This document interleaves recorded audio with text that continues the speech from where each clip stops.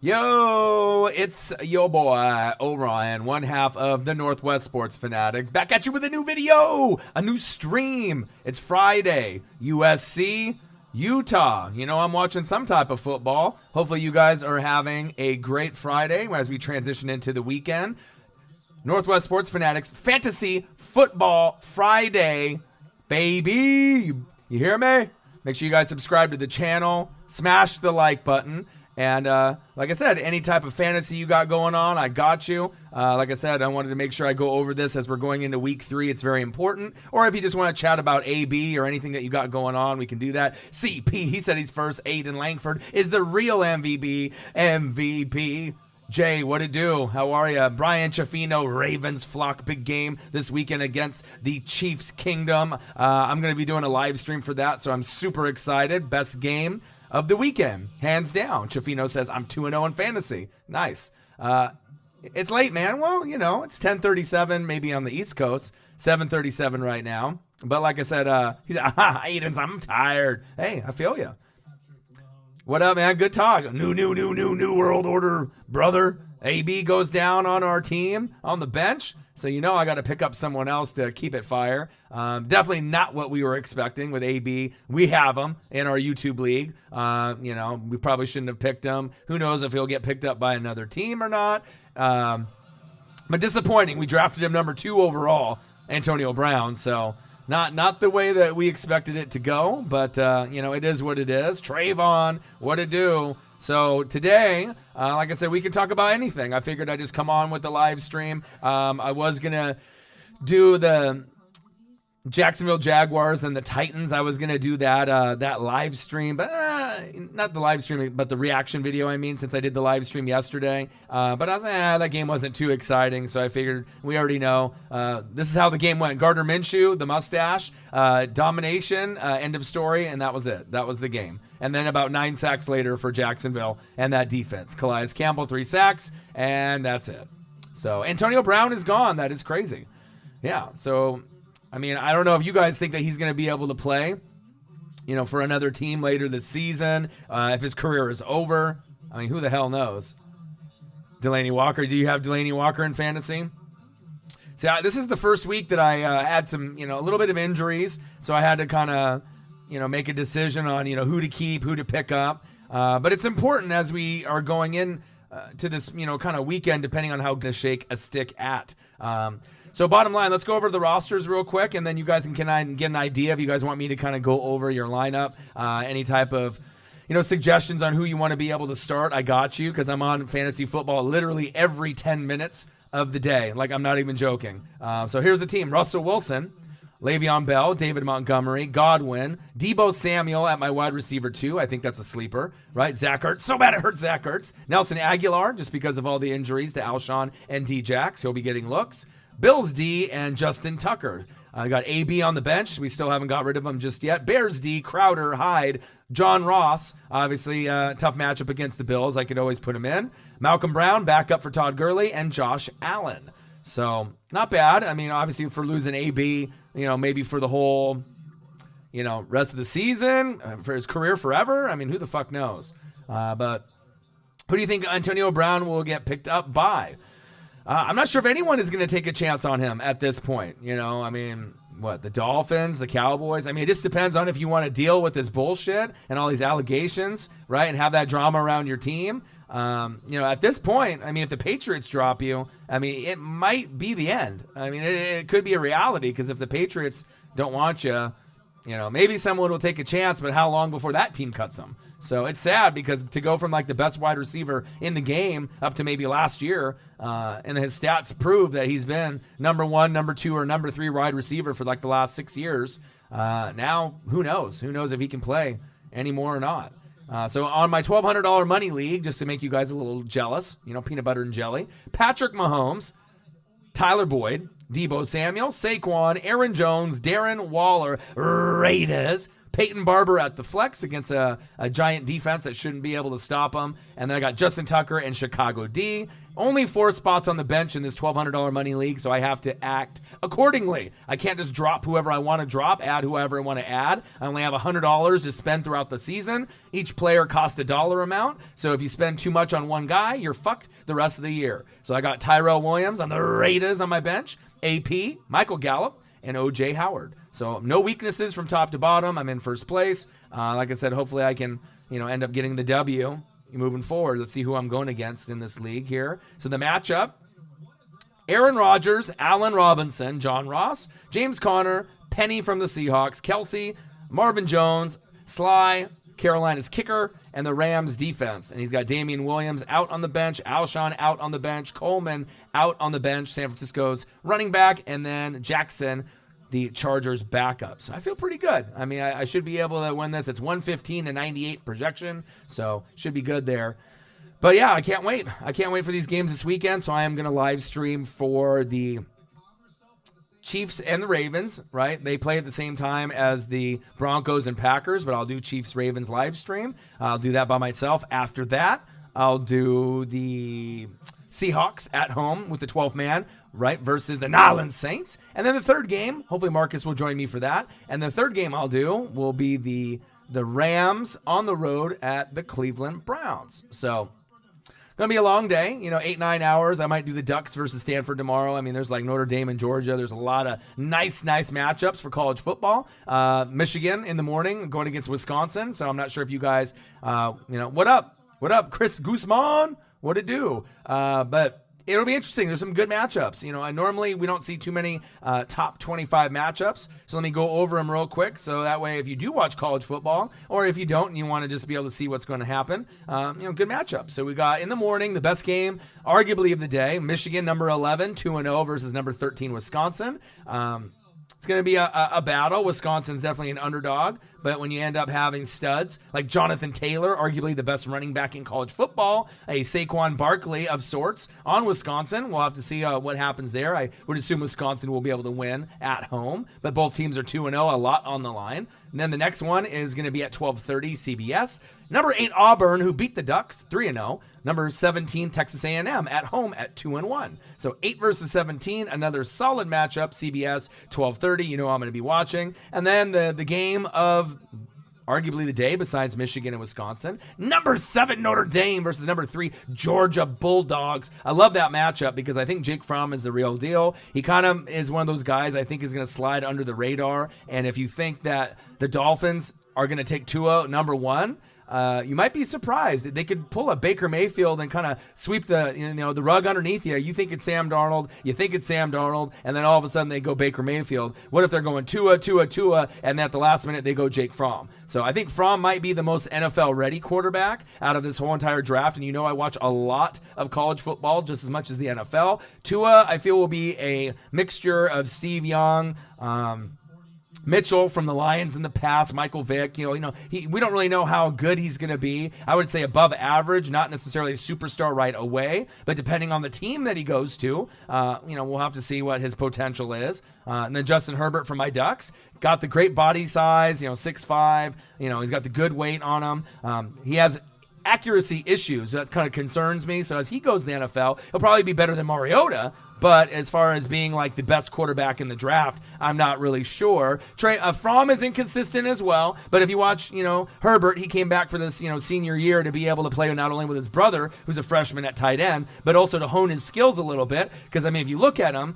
he's got the size to be the number 1 guy. Number 1 pick, number 2, number 5, number 10, wherever he goes. Maybe the Raiders will pick him up and let Carr go. I could see him there with Gruden, and they would be a match made in heaven for their team there. But I'm not sure. Maybe Tua will slide. Maybe he'll go to a team like the Bengals and take over for Andy Dalton. I think he'd have more success for the Bengals than he would for the Dolphins. That'd be a better system for him. But don't be surprised if the Dolphins go Jake Fromm. I don't know why I feel that, but I just kind of have a feeling that if Miami goes number 1 and they don't go for like a Jerry Jeudy, since that would be very ballsy to go for a wide receiver number 1 overall, which I'm not sure has ever happened in the history of the NFL. You can look it up to see if it has, but Jerry Jeudy to me might be the best NFL prospect, in college right now from Bama. There's a lot of other QBs that can, make me change my mind otherwise. But if you're looking at overall talent, you're looking at the next DeAndre Hopkins, Julio Jones, dominant, type of wide receiver coming into the league. I don't think he's going to be a flop of any kind. Whatever team he goes to, he's going to dominate.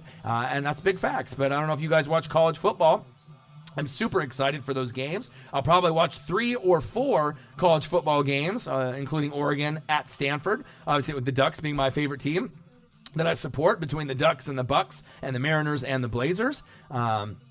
Who's better, Herbert or Tua? It depends on who you're looking for. I'm not a homer, and even though Herbert is one of my favorite quarterbacks and I'm a Duck fan, the main concerns I have for Herbert are his accuracy. Going through his progressions. Can he be a good NFL quarterback or just be above average? I mean, is he going to be a Joe Flacco, or is he going to be a Jake Plummer, or is he going to be, someone better? What type of quarterback is he going to be? Is he going to be like a Ben Roethlisberger type or Philip Rivers type, and maybe as a good comparison? Will he be Philip Rivers? I'm not sure. Does he have potential? Of course he does. But, I think it might start a little slow for him. It might take him a couple years compared to maybe like Trevor Lawrence, even though he hasn't looked as good this year compared to last year. But if they end up doing something, improving his skill set and they may win another natty, then he can go back the next year and hone his skills. But, to me, that's the best quarterback I've seen in college football in quite some time, Trevor Lawrence. But I don't know. We'll see what Herbert can do. They don't really have the greatest reputation of being great pro quarterbacks.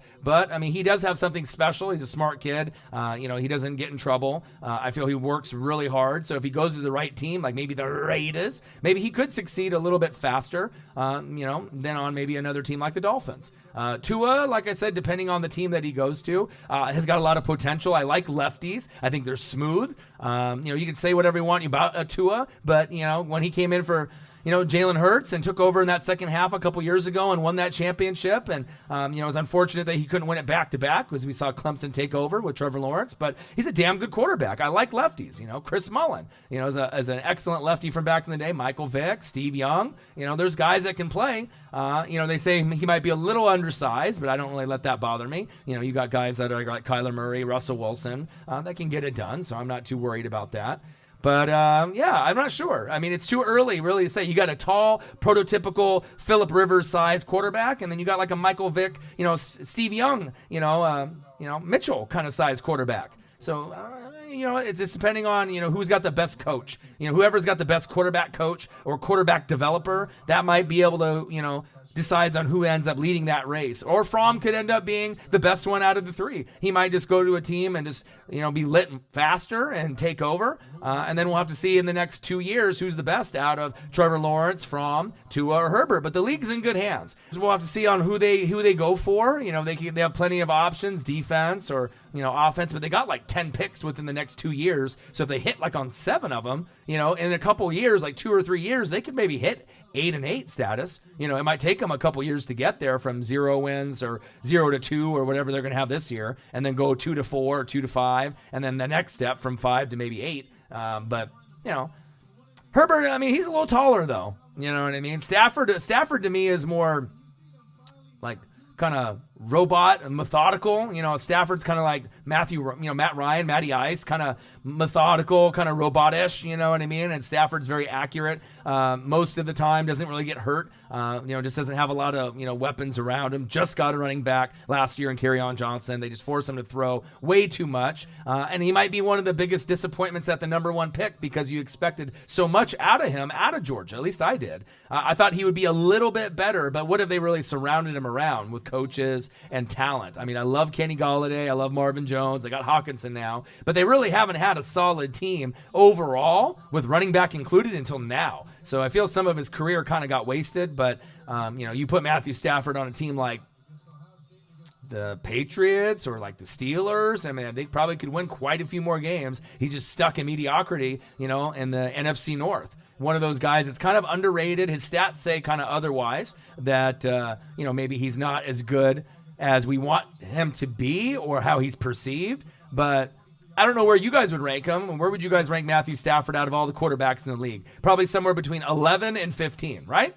Not top 10, but if you want to argue number 10, maybe you have an argument there. But I think 11 to 15 is pretty accurate, But we'll see where Justin Herbert and Tua go and see if there's any other sleeper quarterbacks, like Lamar Jackson starting to develop that can do it. I'm not sure if Jalen Hurts can be a pro QB.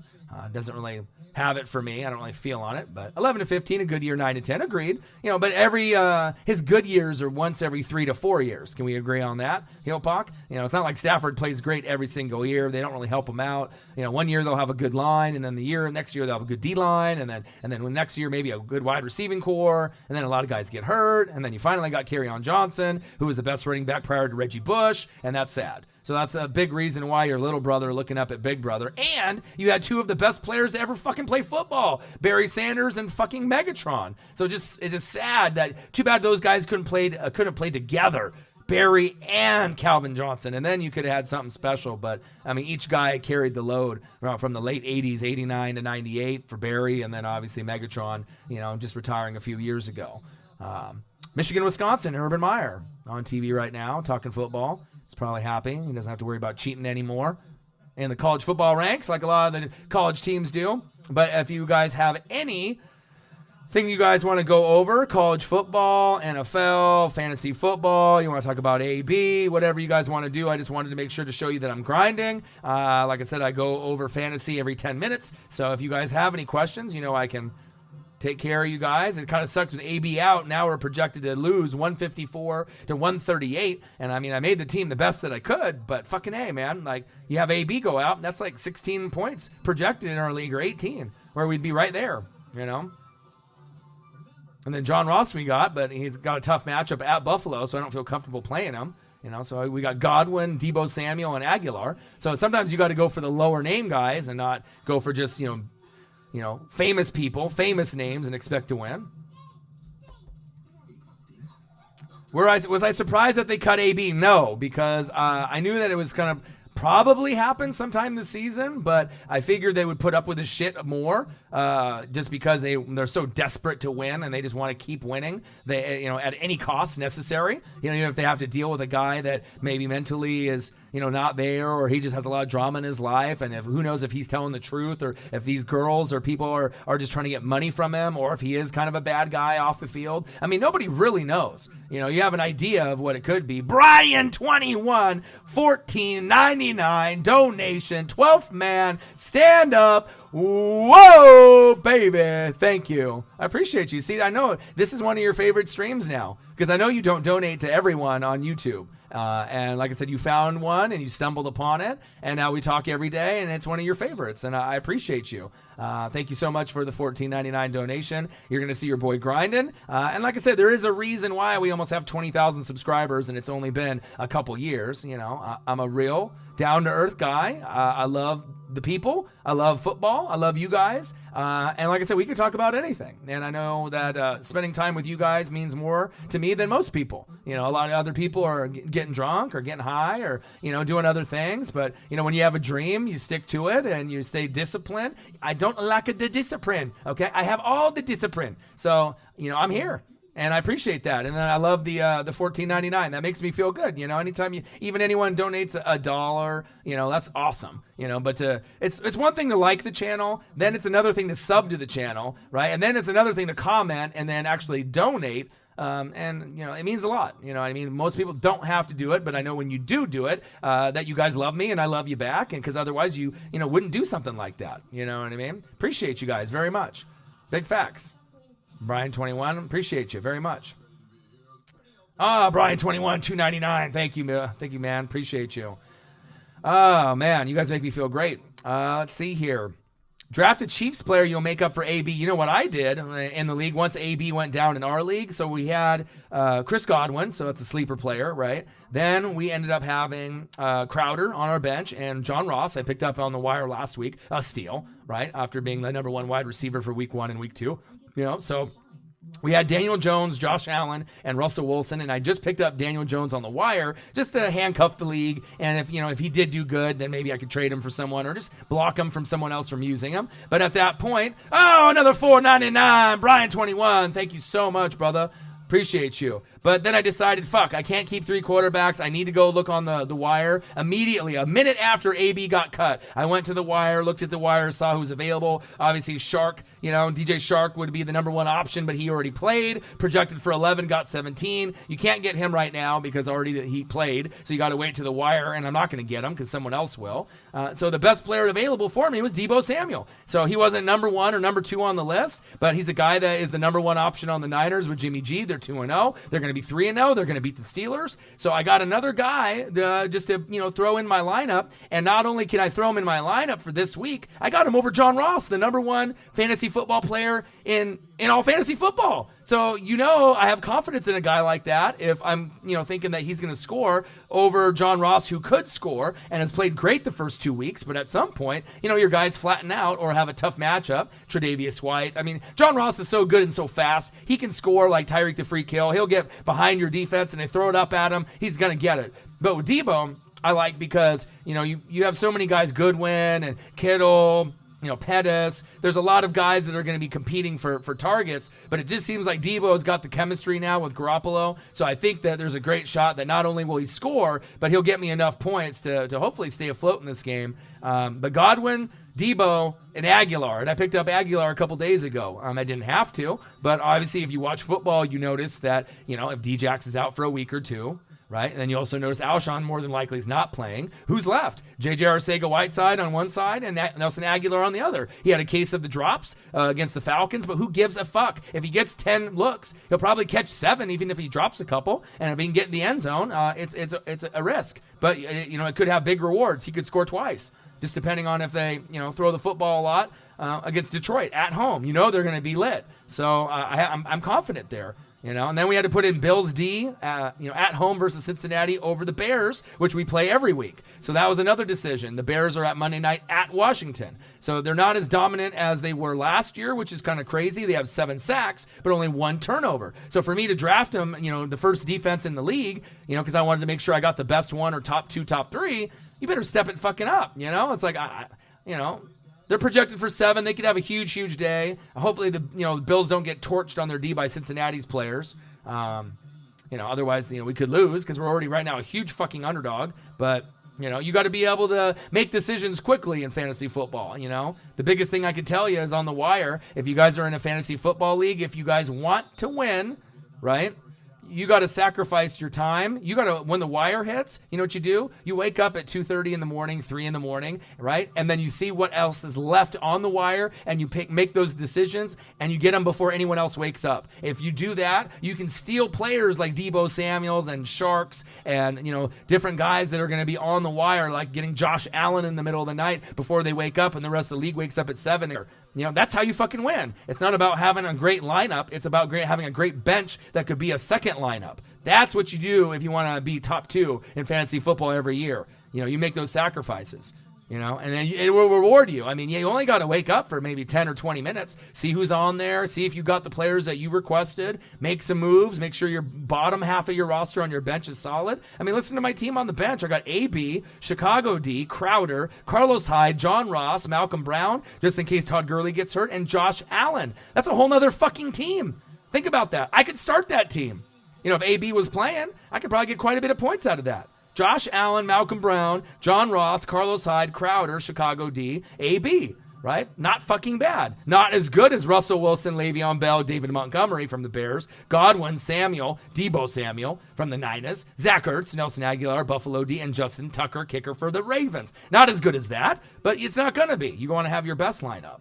And I'm going against Stafford, Saquon, Nick Chubb, Josh Gordon, Will Fuller, Kelsey, Jarvis Landry, Tampa Bay defense, and Hauschka, the kicker for the Bills. So I think I can win. And then on his bench, he's got Melvin Gordon not playing. Aaron Rodgers on the bench. Interesting. You'd rather go with Stafford, which I can see. Delaney Walker, 13 points on his bench. A.J. Green on his bench. LaShawn McCoy on his bench. McCole Hardman on the bench. And Kareem Hunt suspended on his bench. So if his guys get healthy, with A.J. Green and Melvin Gordon, you can have a force. And this guy had probably the best draft overall, but he's 0-2. He had like an A grade in the draft, but he's 0-2 right now. But he's projected 154 over our 138, so we're probably fucked. But it is what it is. I can only make the team as good as I possibly can, and hopefully, Alshon will score twice, or Debo will score once or twice, and Ertz will score once or twice, and Montgomery goes off, and maybe we have a shot.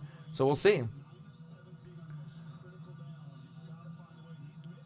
Yeah, we'll have to see. David Montgomery is going to have a bad day. I think he's going to have a good day. I think he's going to actually play pretty damn well. I mean, like, he didn't get the carries in week 1. He's starting to get the buttload of the carries, and them realizing, they don't really have a whole lot. They got Mike Davis, but he's like a third down goal line back from Seattle, right? He's only limited. You got Tariq Cohen, but you can't start him. He's too little. He's like Coleman, or McKinnon, like these little tiny guys. Peyton Barber, Ronald Jones. If you guys have little guys, they're going to get fucked up and get hurt. Those are third down backs. Guys who line up in screen passes, Chris Thompson's, those kind of guys. You need a big guy, someone that's going to be a little bit better, But Montgomery's the guy. He's like kind of like a Maurice Jones-Drew, but better.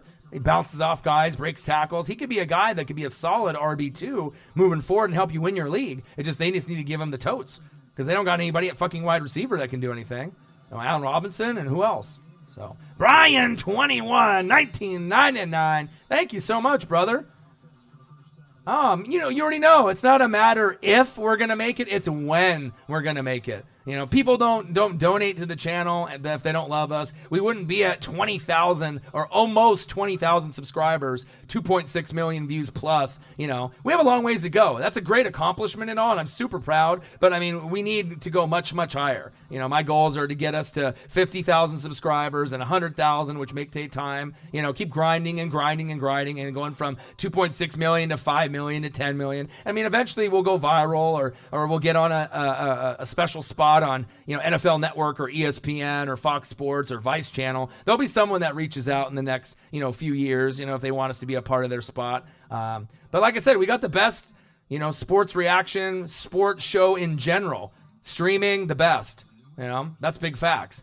Going over daily news. I don't think there's a lot of people that can give you what I can give you. And obviously with the donations, you guys can see that as well. I love you guys. But yeah, long ways to go, man. We got the merch. I got the new one here.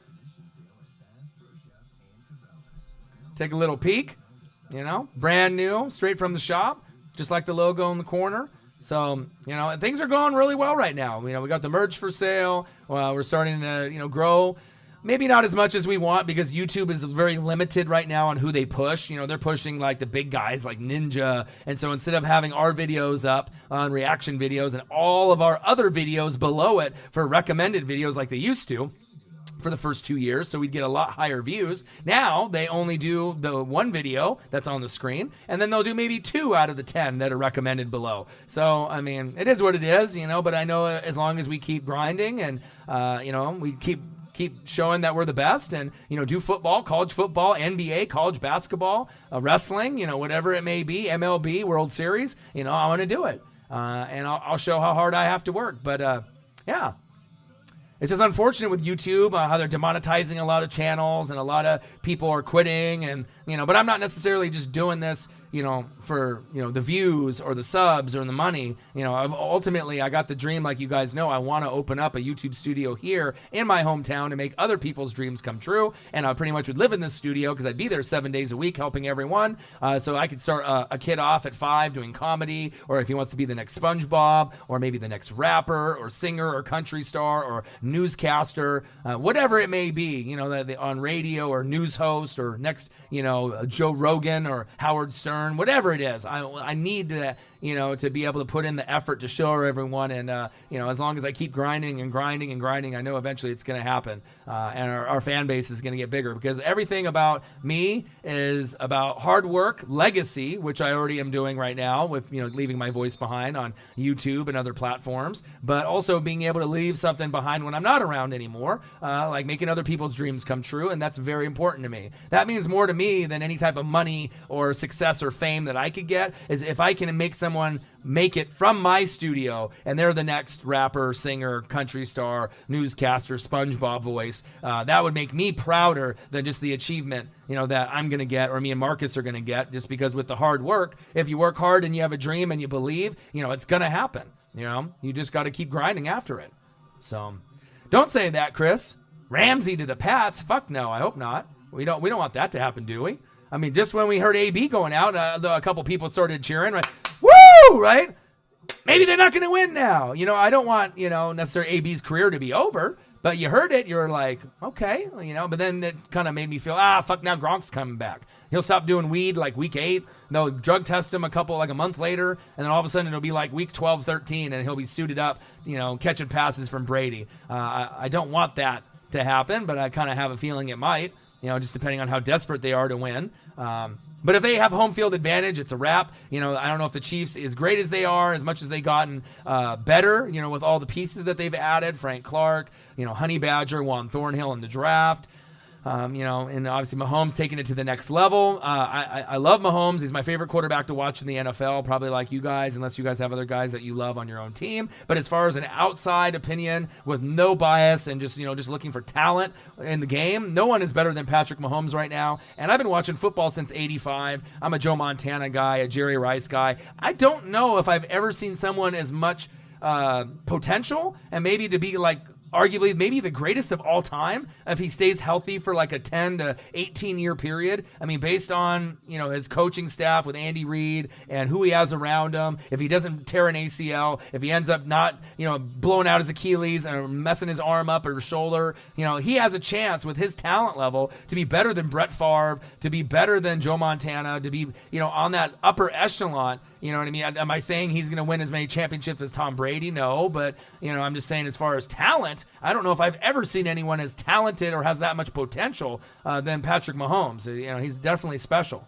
But they need to have home field advantage, so they need to go like 14-2, and then the Pats have to go like 13-3. And if the Chiefs have home field and they get Jalen Ramsey, they can beat New England. If they don't get Jalen Ramsey and they're still at home, they can win the NFC Championship game. But if they go on the road, that's where it's going to be a big challenge. It's really hard to win in New England. If anyone could do it, it's them, period. They have the best shot, them and the Rams, to win, like on the road there, or, obviously neutral turf. Those are the two teams that have the best shot, the Rams as of right now and the Chiefs. Those are teams that have great coaching. They got great full rosters top to bottom. They have not a lot of weaknesses. I mean, the Chiefs defense could definitely get better, but they made improvements. Ooh, USC with a nice long grab.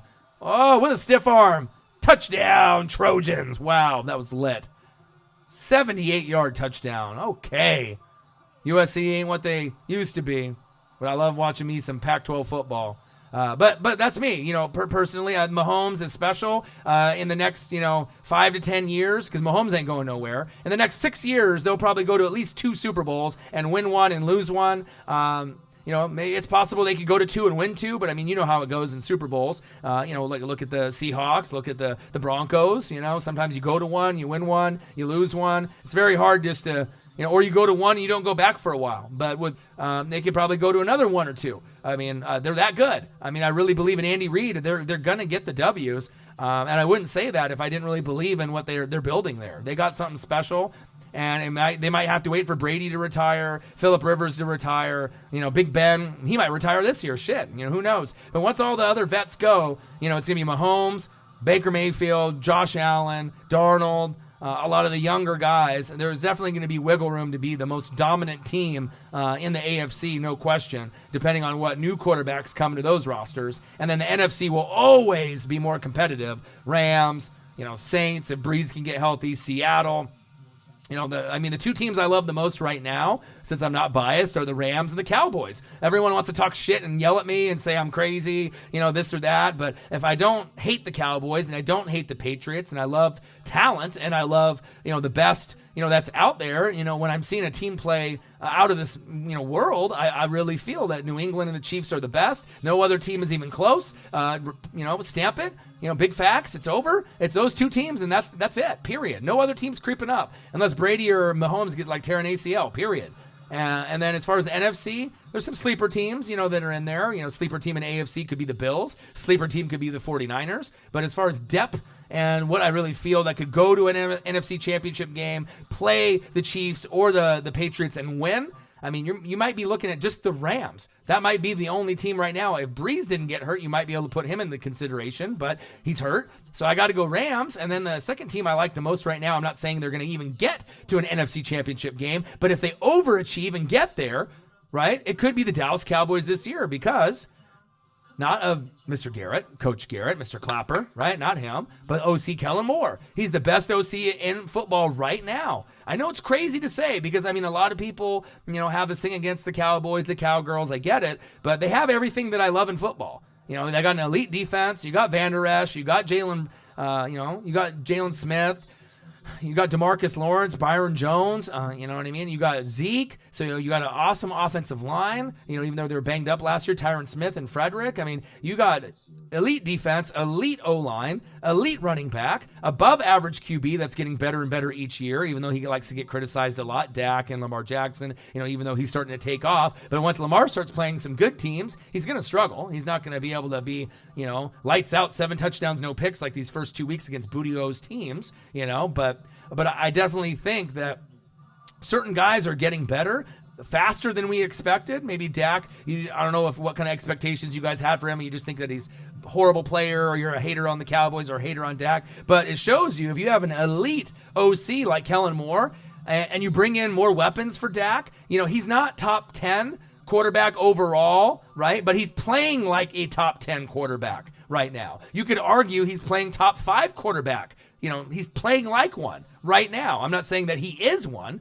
but he's playing like one, and you brought in Randall Cobb, old as fuck, still making plays. Jason Witten off the booth. Hallelujah, right? He scored in the first 2 games. Who would have fucking thought that? Really? You really going to come at me and think that Jason Witten, was going to score week 1 and week 2? Get the fuck out of here. No one thought that. He's old as shit, 37, right? But when you have extra pieces and Gallup was, taking off and emerging and showing how great he is as a number 2 wide receiver, he's going to be one of the better number 2 wide receivers in the league. Godwin might be number 1. Tyler Boyd, when AJ comes back, AJ Green will be up there number 2. Gallup could be number 3. I love it. And then, obviously Tyrell Williams, a guy when AB was there, he was the number 2 guy. Now he's number 1. But you get these guys that are lower names, Tyrell Williams on the Raiders, Chris Godwin on the Bucks, Tyler Boyd, avoid the Boyd on the Bengals, and these certain guys, and then Michael Gallup, you can't forget about him. I mean, I even drafted him in my $1,200 money league. Around the 8th or 9th round, because I watched him in preseason, I watched training camp, and I saw that he took his game to the next level, and they said that he had the best camp out of any player. So when I watch that type of shit and I can evaluate, you can take, educated, guesses or chances, and, he started to break out. And once he comes back, from this meniscus, I'm going to play him probably every week. He's like the only number 2 wide receiver that I have on the team that, other people might not play, but I have confidence, in him. But I think that the Cowboys could overachieve. It's just weird because most people don't believe in the Cowboys because what have they done? They've always choked. Tony Romo. They got a reputation of maybe one and done. This is not Troy Aikman, not Emmitt Smith, not Michael Irvin, not Leon Lett. You don't have those players. Okay, I get it. But with awesome OC, I'm jealous. I mean, he's really spreading the ball around. He's pulling guys on the line.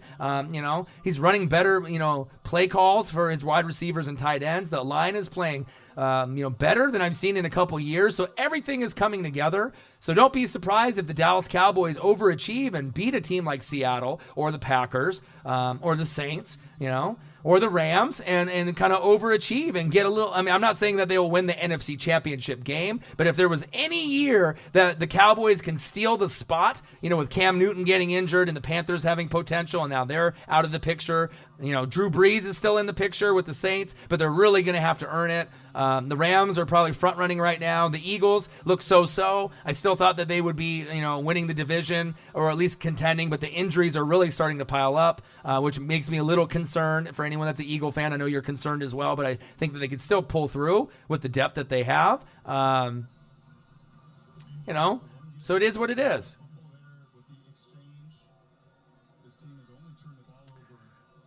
Yeah, the Ravens are one of those teams that I feel that they could, maybe be the 3rd best team, but there's a big gap between the Patriots, the Chiefs, and the Ravens. I mean, think about it. If the Ravens played the Chiefs or the Ravens played New England, even if they were at home, would you really have confidence in them in the AFC Championship game? Like, really? I mean, we can see how Lamar Jackson develops, and yes, their defense, has lost some pieces, but they're manufacturing a new defense. They're manufacturing a new offense for Lamar Jackson, which is amazing, right? But even with Mark Ingram and Hollywood Brown, I wouldn't take that against the Chiefs with Mahomes and the Legion of Zoom and their defense Frank Clark, Juan Thornhill, Honey Badger, and all the rest of the guys that they got. Chris Jones, right? Or anyone that's on New England, Winovich, Jamie Collins, Stephon Gilmore, and the McCourty bros, Brady, Belichick, James White, Sony Michel, Burkhead. I mean, it's fucking ridiculous. Josh Gordon, Edelman. I mean, fucking A, man. Dorsett. I mean, can't they just not win for once? You know what I mean? But that shows you. I mean, they're going to be third best, but there is definitely a gap. There's a chance. I thought the Steelers or Chargers had a chance to be third best, fourth best, or the Colts, but then Andrew Luck happened, Big Ben happened, and then Melvin Gordon happened. So it kind of, there's wiggle room now where the Ravens can win the division almost by default because the Bengals are not, that great. Their offense has played great under a new head coach, Zach Taylor, but the defense is booty, right?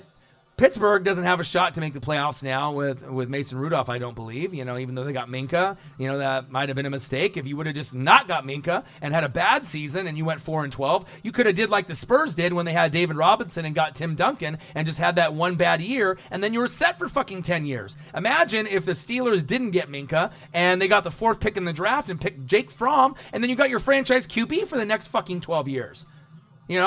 So you got to think, they think they maybe still have a shot at the playoffs. They should have just fucking tanked and then lost most of their games, got a top 5 pick, maybe got their next franchise QB after Big Ben, and then you'd be set up for how many years after that? A lot.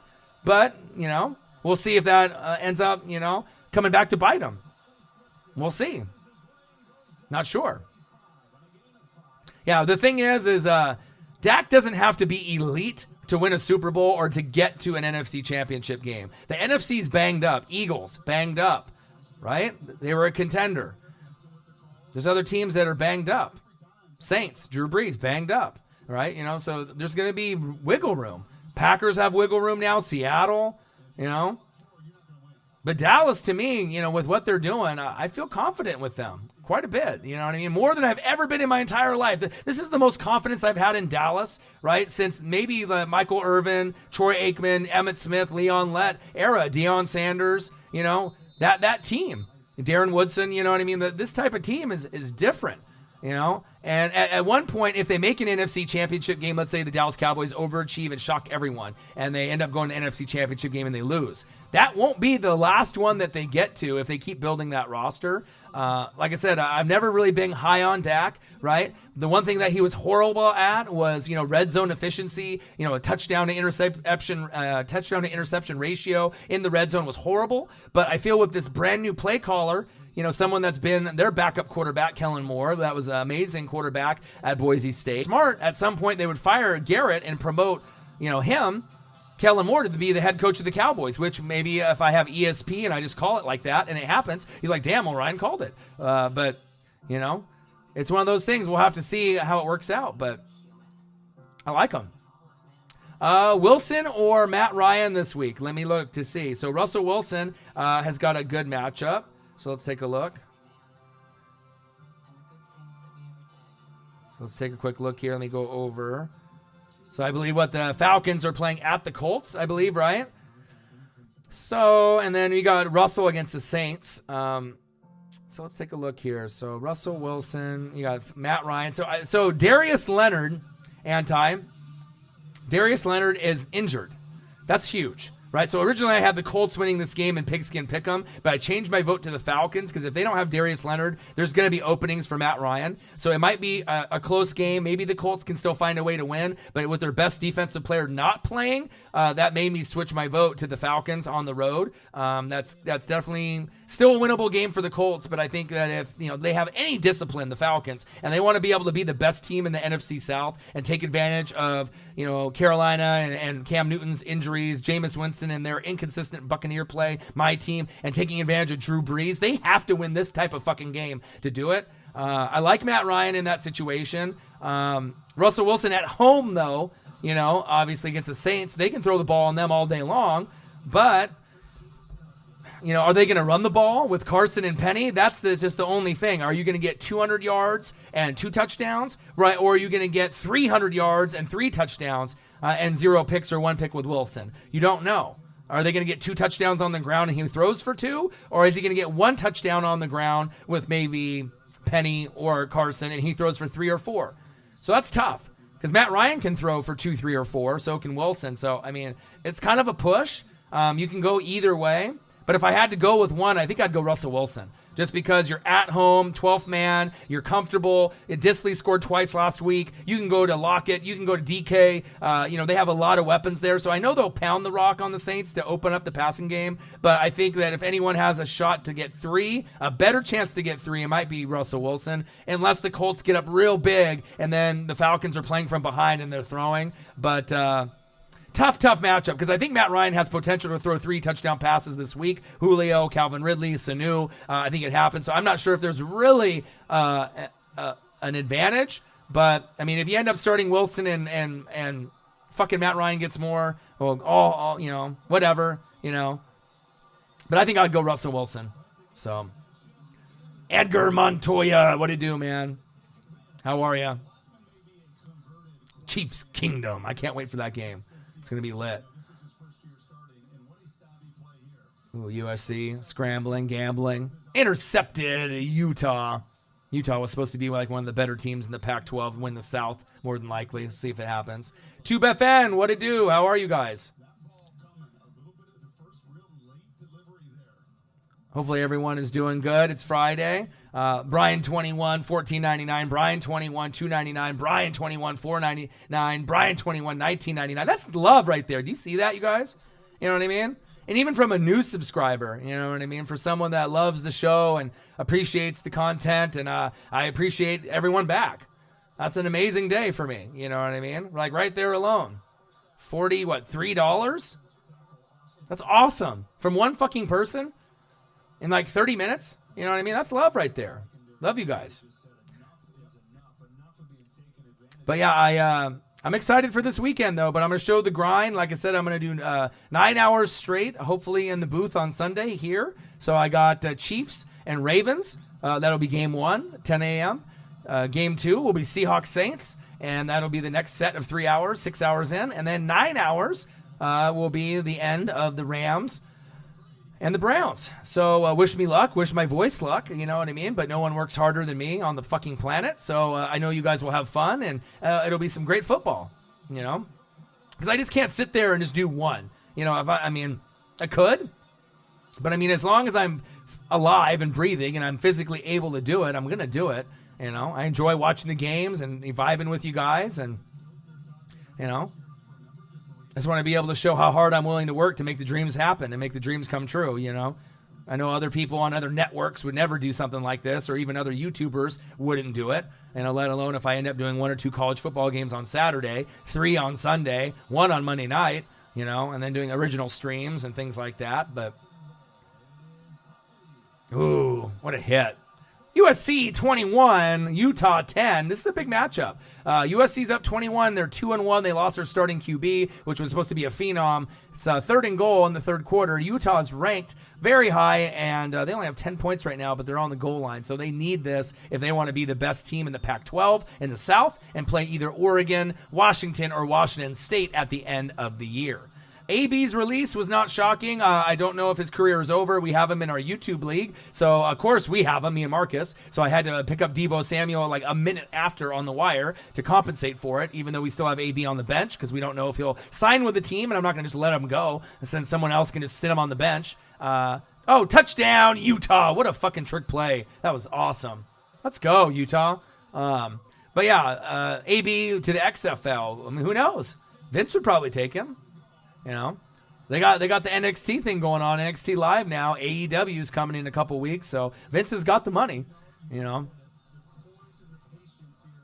just sad with AB and the whole drama. You went from number 1 wide receiver to number 2 or number 3 wide receiver last year, and then I still had him in my top 3 when he's out on the field. I had probably DeAndre Hopkins 1, Michael Thomas 2, AB 3, Julio 4, and then you have a couple other guys that you could, argue for 5. Thielen, Mike Evans, Odell. There's a lot of guys that Keenan Allen. There's a bunch of Juju Smith-Schuster. There's a bunch of guys that you could argue number 5 to number 10, but I think those are the top 4. And I always had AB over Julio just because I thought that he could get in the end zone more, and that's what's important. You need to get in the end zone. Julio is a better maybe receiver and getting first downs and getting balls from the 20 to the 20, but as far as getting into the end zone, he doesn't have the same knack to get in the end zone like Hopkins, Michael Thomas, to me, or AB, but he's still an amazing player. Don't get me wrong. So should I drop Malcolm Brown for Mostert? No, because the reason, you don't want to do that is if Todd Gurley ends up getting injured for whatever reason, which is probably 75% likely he doesn't play the whole season, right? And if you go in and have Malcolm Brown, that's a guy you could put in for a flex or a RB2 that'll average 10 to 13 projected in most leagues as soon as Gurley's out. Because then it'll be him getting all the carries and then Henderson being the backup. But he'll be projected for a lot. So he's probably the most valuable backup running back in the league just because we know Gurley has the history of the knee. So, yeah, I definitely would not. I have him in our league, and I'm not taking a chance on letting him go, especially if Gurley gets hurt. And if someone else picks him up and then they're using him against you, then that's 10, 12 points with a third running back that might kill you, So, I got it, man. Orion, you know stuff. Announced Jalen Ramsey's future. Ryan Schrick, let me look at my crystal ball. All right, Jalen Ramsey not happy in Jacksonville. Where should he go? And the answer is the Kansas City Chiefs. Chiefs Kingdom, stand up. Give that man whatever the fuck he wants. If you want to go to the Super Bowl and win this year and get past the Pats, you pay him the money, and you have him, you have Honey Badger, you have Juan Thornhill, and then I say it would be game over. Because if you get him, that's really going to be able to help, because getting a guy like that, going against, a Josh Gordon or going against an Edelman and shutting that down, huge. I mean, Gilmore will try to shut down, Tyreek the Freak Hill or whoever he's matched up against, Sammy Watkins, whoever, right? But with so many weapons on Kansas City, if you could, have a match, Gilmore number 1 corner, Ramsey number 2, going against each other, then I think that definitely gives them the advantage where, with what they have on the offense, the defense is getting closer to what that offense is, and they could compete with New England and maybe win. And if you beat New England, you're winning the Super Bowl. Bottom line, if you go through the David and Goliath scenario and you beat the Pats, you're winning the Super Bowl. I don't think that the Chiefs would beat the Pats and then go to play the Rams or the Eagles or the Cowboys and lose. I think this might be destiny, for Mahomes if they get Jalen Ramsey. Now, if they don't get Ramsey, then New England definitely probably has the advantage because they'll more than likely have the best record. But I'm hoping, praying that Kansas City does. I'm hoping that Kansas City goes 14-2, and then the New England Patriots go 13-3. It goes through KC. They go to the Super Bowl and beat them in a classic 33-30 or something of that nature. Field goal at the end, and then go and play against the Rams or the Eagles or the Cowboys or the Seahawks or the Packers. Right now I like the Rams and the Cowboys, but that could change to be the Packers and the Seahawks in a few weeks. I got to see how those teams look. But Rams and Cowboys, to me, have the most depth, and they got it going on right now, with other teams really close, like Seattle and the Packers. When Drew Brees comes back, Saints, obviously. But New England, KC, that's it. And you can see it. I don't have to be David Blaine or a magician or have ESP or ESPN. You can see the writing on the wall. Unless the serious injuries happen, you can already tell who the best teams are and who's going to have the best shot to get there. Seahawks have a little weakness on their defense and on their O-line, so that'll be their liability. Packers' defense has gotten much better, but O-line at times has been a little shaky, so that'll be their liability. Rodgers being able to stay healthy for a full season, liability. Breeze, a liability. But right now the Cowboys don't have any liabilities right now, and they got the best play caller in Kellen Moore, and the Rams don't have any injuries, right? You got Aaron Donald healthy, had a little bit of a back tightness in that game, got probably some injections and got back in there. And then the Cowboys are healthy on the line, healthy Zeke, healthy defense except for, offensive wide receiver Gallup. But, so.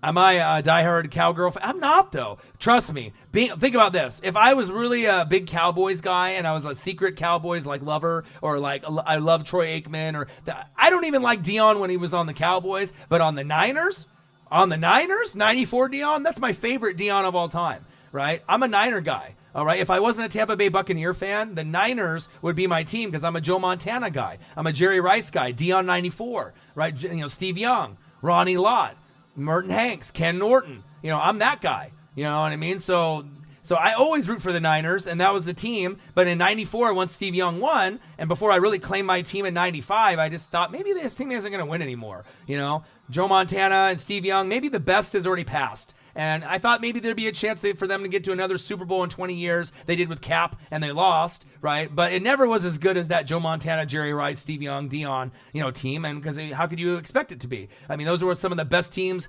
built of all time with Bill Walsh. But anything is possible. So if I'm a Niner guy, do you really think I like the Cowboys? That was the number one rival back then. Montana, Rice, Aikman, Irvin.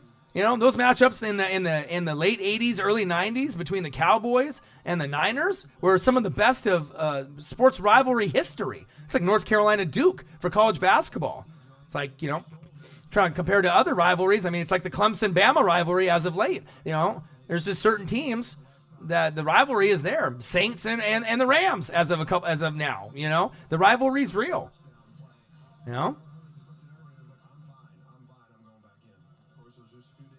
Said, favorite sports movie, Varsity Blues.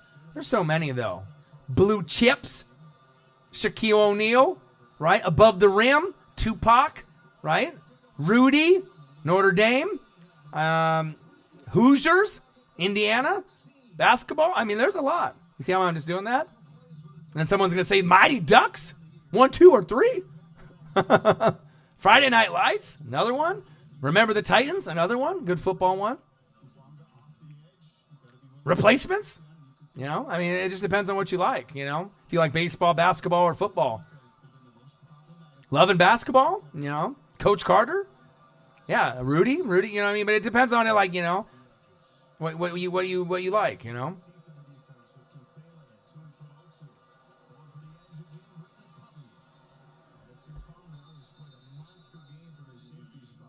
Space Jam, there you go.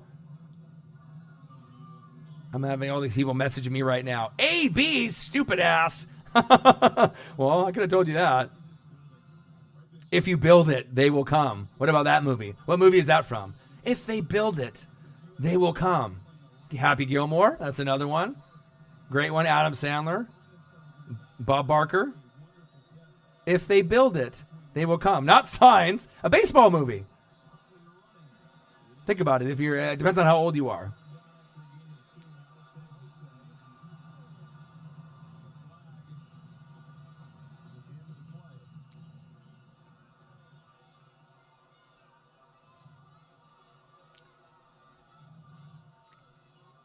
He said, take off the hat. I'm a bald dog.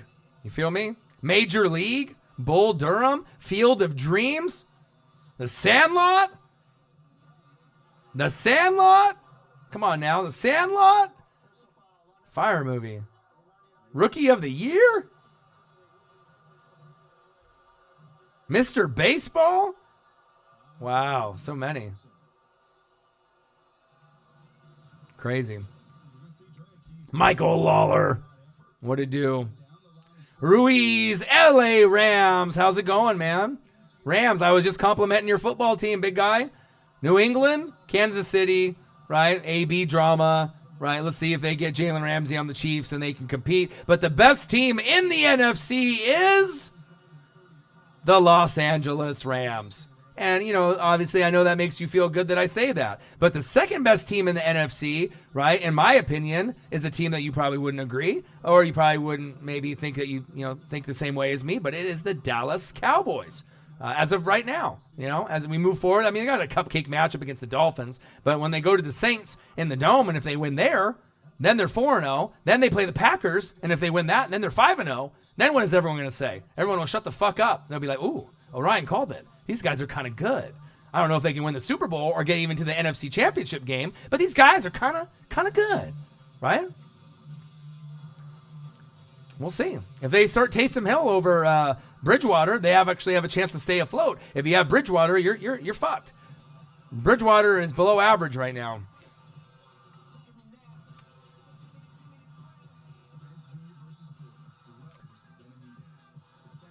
Says Ryan Schrick, hey, how'd you like Vernon Hargraves? I know you're a big Gator guy. He's starting to look like he did in college at University of Florida, the Gators. I'm happy with him. There was a period where he was getting scrutinized. There were rumors of trading and cutting and not living up to the potential, moving him around.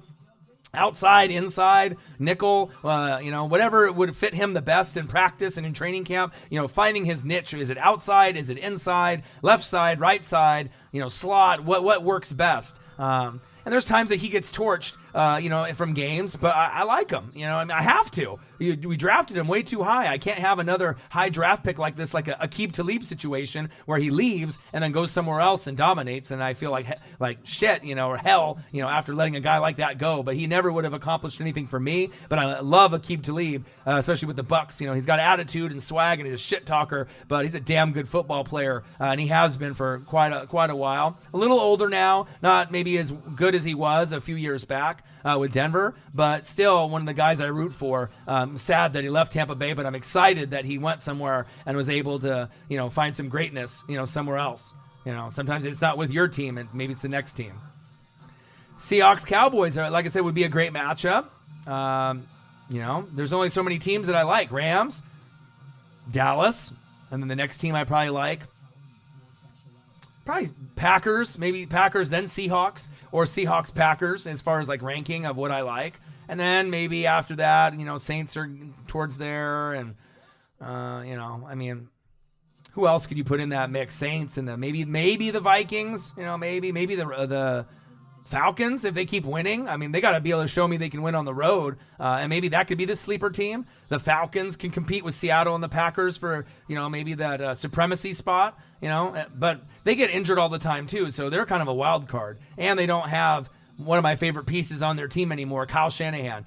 To me, he's the most underrated, brilliant head coach that's not named in the top 5 mostly, but he is a top 5 coach. You got guys like, Belichick, and you got Dougie P from, the Eagles, and you got Sean Payton and Sean McVay and Frank Reich and Andy Reid and, so many, Pete Carroll. The list goes on and on and on. But as far as like guys that don't get credit, Sean McDermott's starting to make a name for himself from the Panthers. Now he's the head coach of the Buffalo Bills. Him and obviously Kyle Shanahan are really making a name. But Kyle Shanahan built the Falcons. Took them to the Super Bowl, didn't get it done, but built a powerhouse. And they're building the same type of squad on the Niners. So pretty soon, they'll be like an Atlanta Falcon team. They'll be recognized as a good team, very close to the Seahawks. At some point, they may leapfrog the Seahawks and the Rams in a couple years. I'm not saying this year, they're still probably going to be the third place team, but they're getting better, and it's exciting to see. And the Niners are going to compete, and they'll be a good team with Shanahan. Pete Carroll and the Seahawks will be good.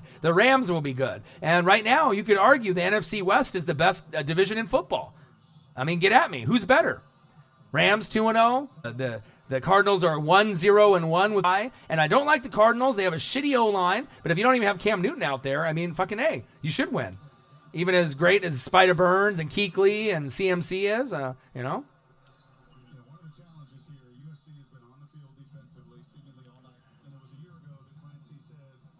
Sorry to switch the subject, but AB was never the same after the Burfict hit. Yeah, that's true. But, it's exciting because, like I said, I like seeing new divisions. Like, for a while, it was the NFC South, and you had, Falcons and the Panthers and the Saints and the Bucks. And the Bucks were always the worst team, right? But, if they can, get the right pieces in line, hopefully get rid of Jameis and move forward, maybe they can have one of the strongest divisions again in a couple years. But, obviously the Bucks have been so bad with coaching and offensive line and running back play and defense. It's almost laughable, but, it is what it is.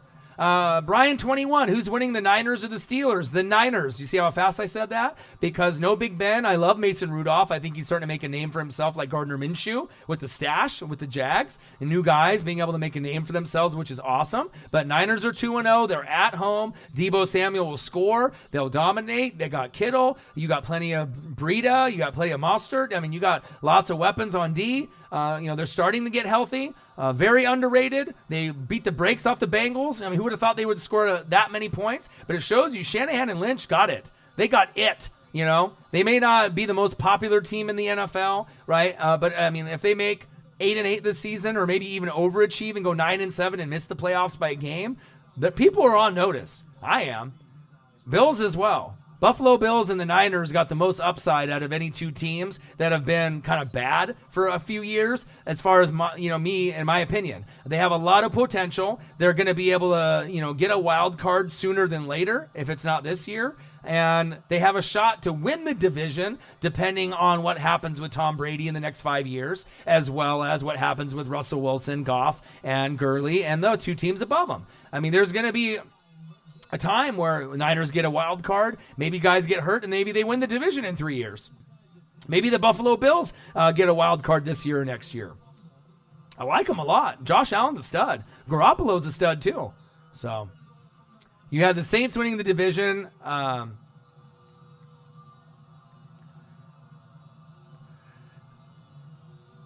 Yeah, the thing is, I mean, everyone had the Saints. I mean, it was Rams, Saints, Eagles, or Cowboys, right? And then Packers, Bears, or Vikings, whatever your preference was. But now with these injuries, it's all up in the air. I don't know if the Saints are going to win the division. I mean, I could assume that they are, even with Breeze coming back. But we don't know how. It's on his throwing hand, not on his left hand. So that makes me, Falcons. Oh, so we'll see, We'll see where it goes. The NFC South is up for grabs. The Eagles and the Cowboys are the only two teams that have a chance there. You got Niners, Seahawks, and Rams. I think the Rams are the best team, so chances are it's their division to lose, essentially. Making the Super Bowl last year. Lots of depth with Goff and the Goffense, Gurley, Malcolm Brown, Henderson, Cooper Kupp, best friend, right? Brandon Cooks, Robert Woods, Higbee. Do I need to keep going? Probably not. Ruiz is like, he knows his football. He knows his Ram shit. Of course I do, right? The Saints have plenty of weapons, but, I'm not really confident in them anymore. Packers and Seahawks, though. That's really going to be the Niners in the playoffs. They could happen, but then it just depends on Seattle and if they stay healthy. Because, I mean, if Russell goes down for even just a couple games, that could be the difference between Seattle not getting in the wild card and the Niners getting in. Or if Bobby Wagner goes down, that could be a 2-game differential in wins and losses. If Carson goes down, DK Metcalf goes down, Tyler Lockett goes down. So anything can happen. So a lot of the older QBs are getting injured. That's big facts. So anything can happen, That's the great thing about the NFL, though. So does anyone have any other fantasy football questions or anything that they want to talk about? Comment below. Brian21 has been a most generous friend of mine. Hopping in the chat, showing love not once, but being a repeat offender, a repeat donator. He's not a criminal. And if it's criminal to give donations, then he's the biggest criminal in the fucking world. Brian21, $14.99, $2.99, $4.99, $19.99. And even if no one else donates to me the rest of the night, just with donations like that, thank you so much. And like I said, I love you guys. Subscribe to the channel. Smash the like button. Buy some merch. Represent your boys. Donate if you can. I love you guys. Appreciate you. I believe Marlon Mack is playing, and I think that would be a good start in the flex, if you have him. I'm not sure if you have him at RB1 or RB2, but I'm pretty sure he is playing. The only thing I read as of earlier today was that Darius Leonard is not playing, but I believe Marlon Mack is. So I think that would be a nice player for you to consider depending on your matchup. I know you've given me your fantasy football lineup, but I got you. And I work harder than anyone in fantasy football. If I got a $1,200 money league, I take this shit serious. So I'm not going to give you guys bad information. You can donate money and I can get your lineup right. You can ask and I can get your team right. I mean, whatever you want, I got it, man. You have Gurley and flex. That's not bad. Probably not RB1 or RB2, but if he does anything in the flex, that could be the difference between you winning and losing in the week. Yeah, Marlon Mack had a light practice today. Okay. Yeah, so I knew he was injured a little bit, but, just like Tyrell Williams, he had the hip pointer, and so I had him starting, then on the bench, and then I picked up Deebo Samuel. So I think I'd rather go a healthy Deebo Samuel at home with Garoppolo instead of a Tyrell Williams in a tough matchup, with Xavier Rhodes and the Vikings on the road, which he's going to be the number one option with Waller, Raiders, with Carr, but it's kind of risky, And I also have AP going against the Chicago D at home on Monday night, right? Or I can go Peyton Barber versus a crappy Giants D. AP's a bigger name, but Peyton Barber has a better shot to get yards. So sometimes you got to go with the lower guy, So it is what it is. But USC 21, Utah 20. 2-1 USC trying to get this victory. Utah's 3-0. I almost would rather Utah win, so that way they can stay undefeated or, go undefeated as long as possible. So then we have a nice matchup in the Pac-12 championship. Oregon versus Utah. Washington State versus Utah. UW versus Utah. Something sexy like that. But like I said, I got front row seats for Washington State and Oregon towards the end of October, and both teams should be ranked high in the top 20. Hopefully, Washington State's undefeated in 6-0 or 7-0 at that point, and Oregon's 5-1 or 6-1. Then it'll be the primetime game of the week at 5 p.m. On ABC, hopefully, and then you'll see your boy front row at Autzen, and that'll be something else with the chain and with the gloves. Anti says, Mack or Peyton Barber at RB2? Whew. I mean, who do you have at flex? A wide receiver or another running back? Who do you have at running back? So I'd go Mack at 2 probably and Barber at the flex, unless you have wide receivers or someone better there. I think Peyton will do good against the Giants. I mean, I'm a Bucs fan, and they sometimes rotate carries with Jones and Barber, but I think he showed last week that he's the best running back that we got, the most reliable. He might be a tiny guy, but if he gets 15 to 20 carries, he can get you at least 65 yards rushing, which isn't even that great, but hopefully 80 to 100 with a touchdown, and then you can end up winning your league if you get performances from Peyton Barber like that at your flex position. I mean, I'm taking a gamble in my $1,200 money league. I got him, because this is my options. I got Mahomes, Tyler Boyd, Deebo Samuel, Saquon, Aaron Jones, Waller, right? I got Peyton Barber at my flex, Justin Tucker, and Chicago D. Only 4 bench spots. Tyrell Williams, right? And he had the hip pointer, right? AP, Michael Gallup, because he's injured and I'm going to keep him for life, right? I'll keep him for the whole year. And then O.J. Howard. So I got Waller to replace O.J. Howard because I don't trust him and Jameis, but he's still worthy of being on my team even though he's put up donuts the first 2 weeks. Gallup, I would be starting at the flex, but he's injured. AP or Peyton Barber, I trust Barber at home against the Giants on a shitty defense rather than AP at home going against a tough Bears defense. Makes sense, right? And then Tyrell Williams, I'd have at my wide receiver 2 with Tyler Boyd. I would have Williams over Deebo Samuel, but with the hip pointer and going against a tough matchup as Xavier Rhodes at Minnesota, it just makes sense to go against a weaker Pittsburgh D and being the number 1 option with Garoppolo. So, I mean, it could end up burning me, and O.J. Howard could score twice, but fuck it. AP could score once or twice. Fuck it. Tyrell Williams could get in the end zone as the number 1 option with Waller, and if he scores, fuck it. But this is going to give me the best shot to win. Patrick Mahomes, Tyler Boyd, Deebo Samuel, Saquon, Aaron Jones, Waller, Peyton Barber at the flex, Justin Tucker, and Chicago D. If that's not a $1,200 first place team, I don't know what the fuck is. I got 150 last week, and I'm projected to see it's supposed to be 115 to 98. They got Aaron Rodgers, Allen Robinson, John Ross, James Conner, Penny from the Seahawks, Kelsey, Marvin Jones, Sly, Carolina kicker, and Rams D. And on their bench, they got Damian Williams not playing, Alshon not playing, Tevin Coleman not playing, injured, and Jackson, the Chargers backup running back. So my team is definitely stacked compared to that team. So I should definitely beat them down, I would assume, unless something happens with me, even with Peyton Barber at my flex and Deebo Samuel, which I normally wouldn't be playing. Normally I'd have, Tyrell Williams and Gallup in. So I'm taking a little bit of a hit with Deebo Samuel and Peyton Barber, but maybe I'm not. Maybe Peyton Barber gets in the fucking end zone and gives me 15, and Deebo gets in and gets me 16, right? So you gotta really finesse it if you want to be a number 1 fantasy player. I've won many leagues. I've gotten second place a bunch, third place, but I normally never finish below third unless injuries are serious. And I help people win championships, and they get me money and merch and alcohol, whatever the way they want to say thank you. Appreciate it. It's a full-time job being good at fantasy football, and I'm on it every 10 minutes. If you want to win, I mean, if that $1,200 isn't important to you, or 500 or 200 or whatever, but it's not only the pride part, right? It's not only that, right? But it's also just the respect that you get from the league, and then the money is great. $1,200? How? I mean, there's no other thing out there where you can get $1,200 for just doing something that you love doing, Except maybe this, like YouTube on this channel, if you guys donate money and I get, you love the show and you can get money that way. But it's awesome where I can, flex on them a little bit and show my skill set, my knowledge. It's almost unfair. I probably shouldn't be allowed to be in fantasy football leagues, but until, I mean, they're gonna let anyone in, right? So I gotta take advantage while I'm hot. 20-person league. What the hell? Wow. Dak, Bell, Zeke, Nuke, Anderson, Kelsey, Titans D, Gurley, Flex, Lutz. Wow. 20-person league? How the hell did you even get those players with a 20-man league? You must be trolling. That's not possible. Watson, Bell, Zeke, Mack, Lockett, Boyd, Thielen, Ingram, Lutz, Cowboys D, Tyreek, and Jags D on the bench.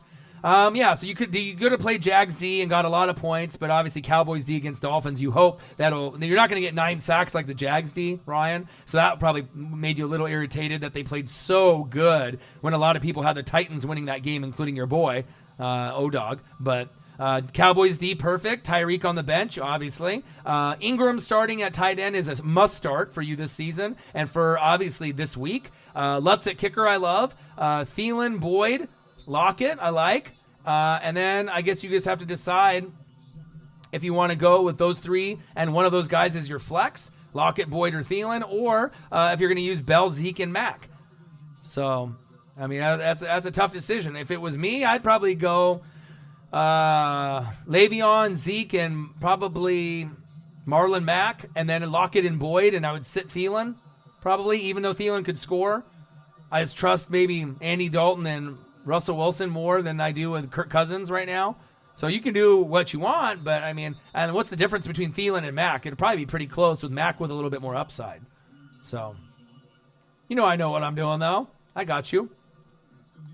Boyd at flex, RBs are Connor, Mack, Barber, Samuels, and Malcolm Brown. So Samuels is obviously going to be backing up Connor, right? He's already injured a little bit. So remember I told you at the last pick in fantasy, what do? You pick a backup running back to one of your star number 1 or number 2 running backs. So that way you don't have to pick him up on the wire or someone steals him from you once he gets injured. So you learned. That's something you'll learn for the rest of your life. And that's one of the probably big secrets in fantasy football. That's worth at least $100 because most people don't do that. And then when their star running back 1 or 2 gets hurt, they're scrambling on the wire. And if that other guy's got any type of value, he's probably drafted or gone already. So that tip alone, besides waking up after the wire is over, is big too. So Boyd at the flex, RB's Connor, Mack, Barber. Yeah, so Connor's a little bit banged up too. So, I mean, you could go Mack and Barber and not even, you could obviously playing James Conner would be the smart thing to do, but he is a little bit banged up. But the risky thing would be Barber and Mack, right? And they get more points than, you would think it would be Conner because he's the biggest name. So it's like you can't bench him, right? But in the end of the day, Mack and Barber might have more numbers than Conner. So sometimes fantasy is kind of shocking, kind of, you wouldn't do it normally, but sometimes you got to take risks in fantasy football. Oh, I saw it, Mark 4. It's fire. That's crazy. Yeah, McLaurin is a stud. He's definitely worth an add on a league, Robert. But I wouldn't be playing him this week, but I definitely would have him on my bench. That's for sure. I do have an Instagram. So I actually control the Instagram for Northwest Sports Fanatics. So if you just type in NWSportsFanatics, right, on Instagram and follow, and then I can follow back, and then you can send whatever you guys want based off your team, and I can take a look and help you out. You can also, go Twitter, if you have one, Orion_NWSF. If you guys have a Twitter, you guys can do that. So hold on a sec here.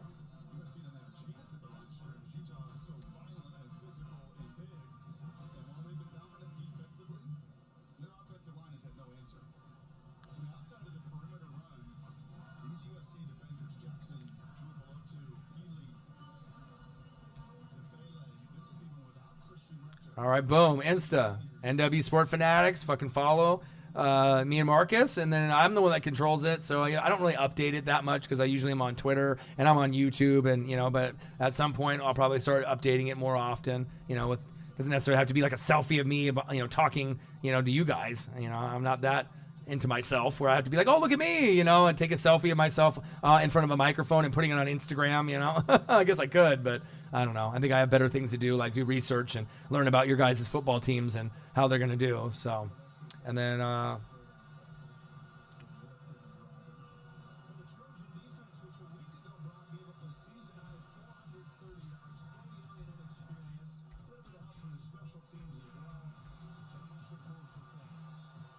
All right. And then if you guys have Orion underscore NWSF, I think it's all lowercase. It's Orion underscore NWSF on Twitter. So if you guys want to follow me on there, I usually retweet everything that's popping in sports, probably 20 times a day. Sometimes I'll just say, what I feel with an opinion, but a lot of the stuff is breaking news. ESPN, whatever it is, I'm breaking it. Bleacher Report, whatever it is, WWE, UFC, MLB, NBA. So if you guys want someone to be able to go to with news right when it happens, I love Twitter because you get it first before ESPN or NFL.com. As far as like apps are concerned, it's faster than NFL.com or ESPN. Twitter has all the personalities that are out there that cover sports, and so they usually retweet it, or if I follow certain pages and whatnot, but I usually I'm on it very frequently. So if you guys want to follow me on there, that'd be sweet, and I'll follow back.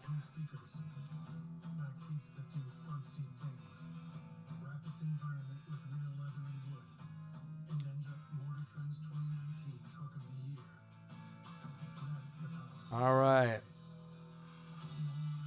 All right, I got your team here. You just sent it to me. All right, so team Giampaglia. Did I say that right?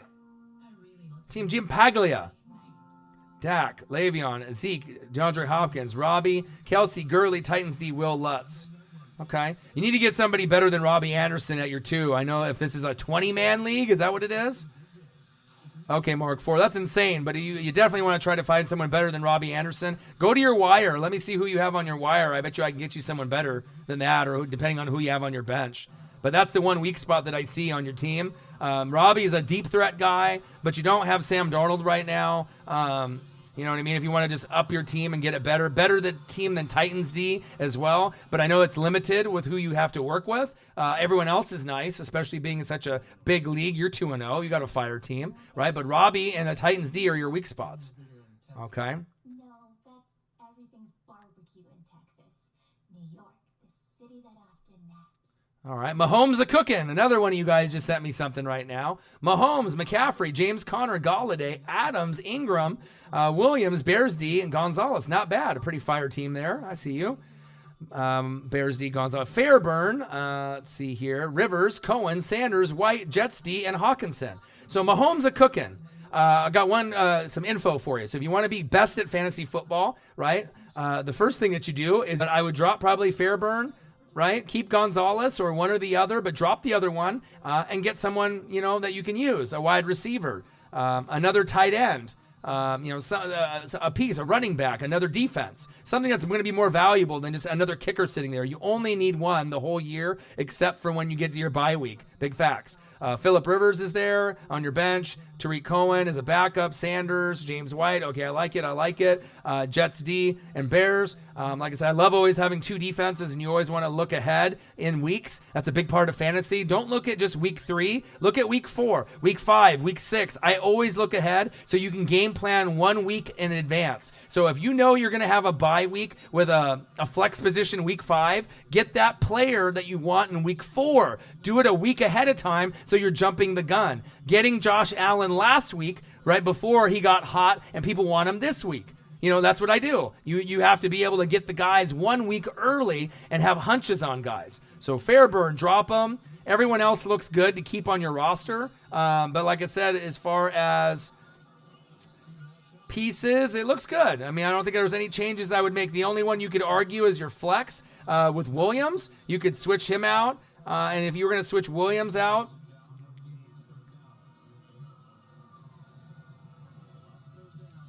James White, you could do that, at the flex. James White, Sanders is probably not, I don't really trust Flacco. And then obviously Williams is going to be number 2 option, Sanders and Cortland Sutton. So who else do you have on the wire? I bet you I can find you someone. Is Debo Samuel, Mahomes a cooking available in your league? If he's available, grab him and drop, Fairburn and get another wide receiver. Give yourself some depth. You know what I mean?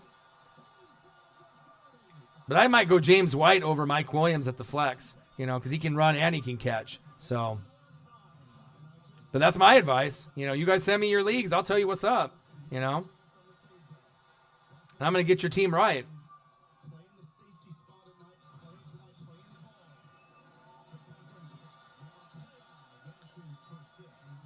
All right, so Ringo from Germany says, Marcus and Orion, question for my experts. If the Pats winning the Super Bowl this year, AB gets a ring for his one game? Ooh, good question. I would say no.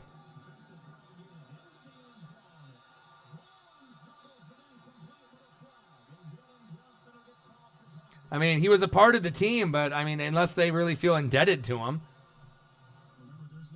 That is a great question, though. I just retweeted that. Ringo, all the way from Germany, with the Twitter question.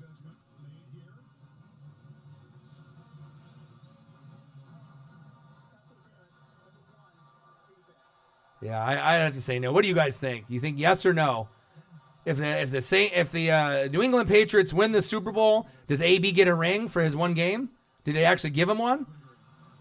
I guess that's like under discretion, I guess, of how cool they want to be about it. But I would just say no, because, I mean, it's one fucking game. I guess if you gave him one, that's not really an earned ring, you know. But I would say no.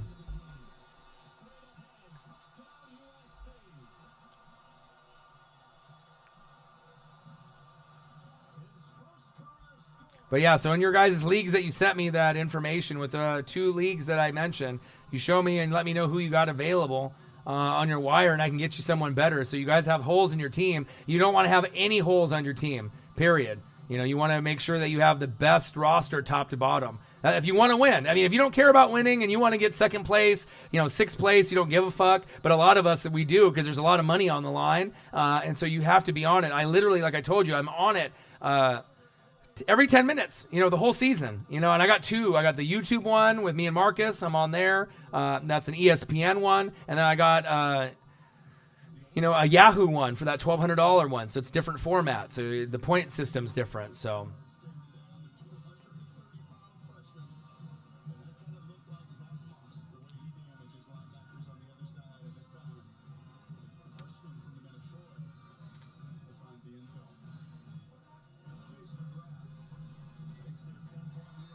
Should I start Ingram against Tampa or Hawkinson against Philly? Ingram and Tampa, no question.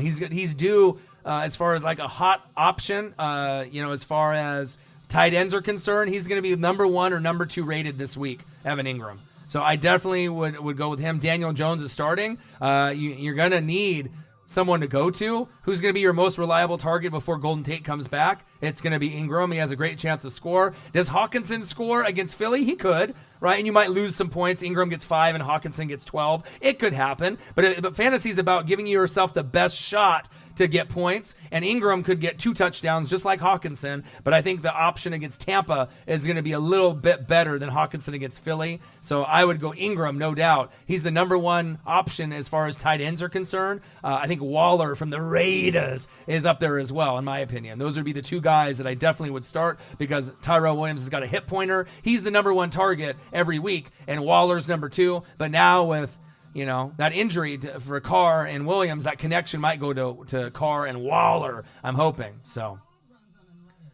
Daniel Jones will be money. Trust me. He'll play good. Even if he gets 2 touchdowns and 2 picks, one of them should go to Ingram. So you'll be fine. Maybe you're lucky you'll get both.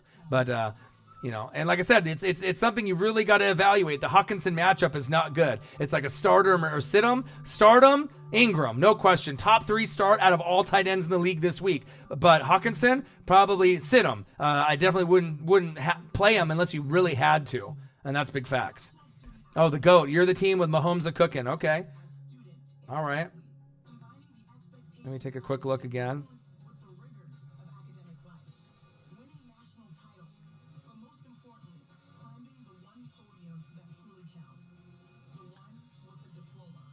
All right, Mahomes a cooking. You can send me the waiver wire for every position. I mean, this is what it's for. Fantasy football. People donate. Like I said, you don't have a chance to talk to Matthew Berry on like ESPN or NFL Network, Kay Adams, when you have questions. You don't actually have this personal experience. And like I said, I feel like I'm just as good as anyone on planet Earth at fantasy football. Not to be like cocky, but like it's a hard thing to be good at. And obviously the dedication that I put in, for NFL videos and my NFL knowledge, I feel my fantasy knowledge is right up there. So I would take on anybody on planet Earth in fantasy. If I'm grinding 9 hours in the chair to do 3 football games for reactions, what type of grinding do you think I'm doing in fantasy football? I'm on that bitch 24/7, It's all about winning. So, but if you want to send me your wire, I can tell you right now what you need to do. So right now your lineup is stacked. I like who you got, but drop Fairburn, right? Drop Fairburn immediately, right? You can keep everyone else on your team, and then look at wide receiver and see if like Deebo Samuel. Send me the waiver wire for wide receivers, and I can tell you who to pick up to add some depth to your team. And send it to me for your running backs as well. Running backs and wide receivers. Mahomes a cooking. Send me that. The GOAT. All right. And then you send that to me on Instagram, and I'll tell you who to pick up. Golden Tate is still available. Should I pick him up? Tyrell Williams, Boyd, Michael Thomas, and Gallup. No. The thing is that Tyrell Williams is a number 1 wide receiver because AB is gone. Tyler Boyd is a number 1 wide receiver even when AJ Green comes back. I feel he'll be the number 1 option. Dalton likes him a lot. John Ross will have to take a step back in some of his looks because AJ will get a lot of targets. But to me, Boyd is a touchdown machine. He got the most targets last year even when AJ was there. So Boyd to me is a must start every week. Tyrell Williams, when healthy, a must start every week. Michael Thomas is a name. Top 3 wide receiver, but without Breeze there, it's kind of a liability. You know what I mean? You're going to start him every week because he's fucking Michael Thomas, but you need Taysom Hill to be fucking starting over Bridgewater. Because if you have Bridgewater, you're not getting as much out of him as you could. You're probably going to get 5 to 8 targets, but if you ended up having Taysom Hill and you get him like 10 or 11, that could be a huge difference. And Gallup is a guy that you can start every week at your flex as well. It's just a matter of if you want to go, Boyd, Michael Thomas, and Gallup at the flex, or Boyd, Michael Thomas, and Gallup at the flex. But you'd want to use one of those guys more than likely at the flex even over a running back, because Williams and Gallup will get points every week, But more than likely you'll go Michael Thomas, Boyd, Tyrell Williams, week in and week out. And then if Gallup starts getting hot, he's a second to Amari Cooper, and then Zeke. So he's a second option. Williams is a number 1, Boyd's a number 1, and Michael Thomas is a number 1. So you don't want to go with a number 2 option in Gallup unless he starts, putting a couple games together and it's a good matchup. Because, he gets his looks, especially with the best OC in football, and Kellen Moore. He's going to be looking to get the ball to not just Michael Gallup, but obviously Cooper and the rest. Even Witten has touchdowns already. So, all right, Smitty, what to do, my guy? Appreciate you. I'm glad that you're here. Hey, Orion, I'm starting Derrick Henry, Marlon Mack, Julio, Michael Thomas, Carson in the flex. Okay. I have Sanders on my bench. Should I bench Thomas for Sanders? No. Because do you believe in Joe Flacco?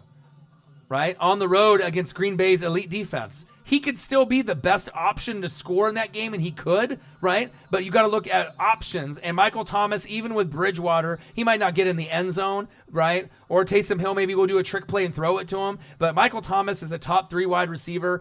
He has great hands, great separation. So you have to go with Michael Thomas. Just hope that he gets enough looks his way. He's the number 1 option on that team besides AK-41, the alien, Alvin Kamara. So Michael Thomas, I would go there. So Henry, Marlon Mack, Julio, Michael Thomas, awesome, right? Carson at the flex, awesome, right? But just to give that intimidation factor. Normally it would be Carson, Mack, and then Henry at the flex. But putting Carson at the flex is a little bit more intimidating, you know what I mean? Because you just have this awesome number 1 running back, sitting at the flex, right? And Sanders on the bench. So yeah, like I said, no brainer. Keep Michael Thomas in. Does Sanders play better than Michael Thomas? It's possible for sure. But even if Michael Thomas plays bad, what's he going to get you? 8 in a standard league? And if Sanders plays great, what's he going to cap out at? 12 to 14 if he scores? So, and then if Thomas gets lucky and scores, he might be at 16 to 20, with his yardage on top of that. So definitely more upside with Michael Thomas, and that is that. I wouldn't, but don't be mad if you don't, if you don't play Sanders, because think about it, no one in America that has Julio Jones, Michael Thomas, or Emmanuel Sanders is going to put Julio and Sanders in over Michael Thomas. Never. Probably the whole season. He's just too big of a name for you to go that ballsy, unless you know someone in Denver's organization, right? And you have like inside info that you know Joe Flacco is going to give him like 15 targets, right? Then you go maybe Sanders. But if you're you're not plugged in, you can't. John Roberts says play AB. Go Jags. Gardner Minshew with the stash. I love him. I love the swag. Already better than Nick Foles. Nick Foles lost his job. He's never getting it back. Minshew fever is running wild. He's got the swag of a college kid. He's gone through a lot. No offers in college, 4 different places before he got drafted, 6th round. What a great story. Not going to be a team that's going to go to the playoffs, I think, but at least it gives some swag and some leadership that they've desperately needed for a long time, since maybe the Mark Brunell days. And that's big facts. All right, Anti. No problem, Anti, and I got you. If you need any help, I'll be streaming tomorrow and Sunday. Just start firing away. Send it to me on my Twitter, Instagram, or on the stream. I'll help you. No problem.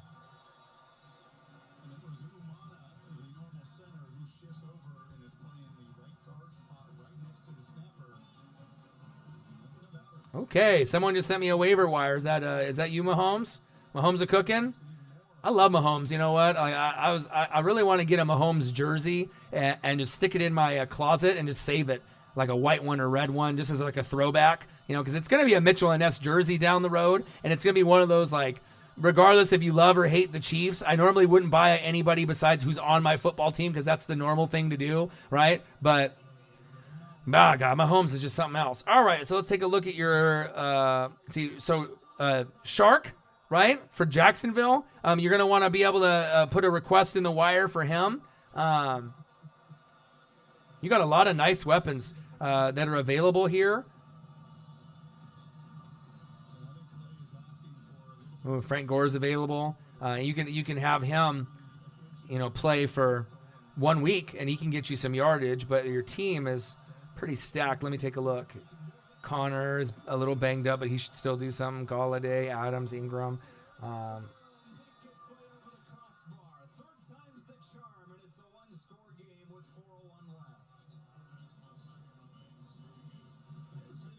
right, so this is what you're going to do, Mahomes a cooking. You listening? All right, so you're going to do this, all right? You're listening right now? All right, so you're going to drop Fairburn, just cut him, right? Drop Fairburn, drop Cohen, right? And drop Jets D. Okay? And let me know when you've done that. And I'm serious, and I'm not going to screw you over here, okay?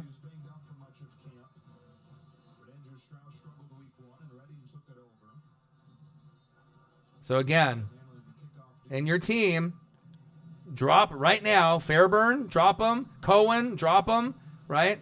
And then Jets D, drop him. And then let me know and type in when you're done, and I got you. Okay? The GOAT? Type down below once you're done. And you guys will see my method to my madness here. Yeah, Smitty, I feel you. Yeah, I got you, man. So, like, right now we're going over a lineup, and he just showed me his team. So his team right here, Mahomes a cooking the GOAT. Mahomes, McCaffrey, James Conner, Galladay, Devontae Adams, Ingram, Mike Williams, Bears D, and Gonzalez, kicker for Arizona, all right? So, and then on the bench, Fairburn, Rivers, Cohen, Sanders, White, Jets D, Hawkinson. All right, so Omer Muich, how it doing, my guy?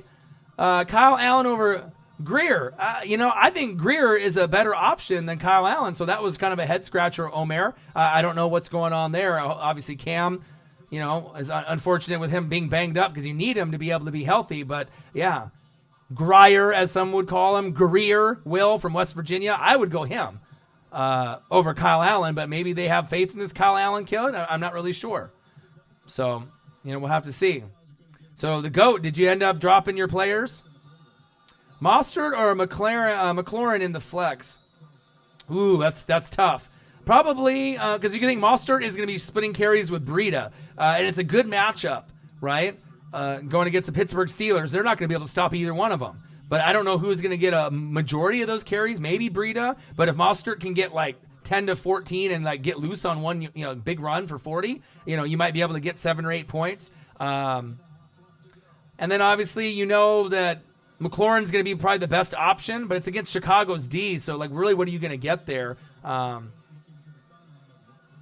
I like McLaurin a lot, and I would start him almost every single week, but I think the Mostert gives you more upside. I mean, McLaurin might be the only guy that actually gets a touchdown for the Redskins. They'll try to pound the rock, and I imagine they'll lose, maybe put up 13 points, and maybe that touchdown's McLaurin. But I think Mostert gives you a chance to score also against a weaker defense, right? And you're at home, even if you're splitting carries. God,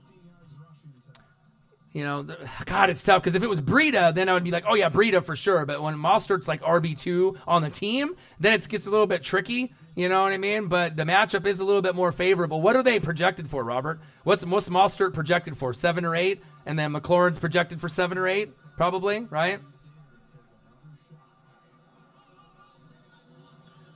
All right, Mahomes a cooking. Are you there? Mostert is a 9. Okay, what's McLaurin? Is 11. Yeah, and sometimes you can't, go based off of that. Who do you have at your wide receivers starting, Robert Grimes, and at your running backs? Who do you have there, and who do you have on your bench? Is it only between those two and the flex? Who else do you have? You might have someone in better than those two that I could put in there for you. All right, so like I said, Mahomes a cooking. I need you to drop Fairburn, drop Cohen, and drop Jets D, and let me know. And we're going to go on a shopping spree, and we're going to get your team looking right.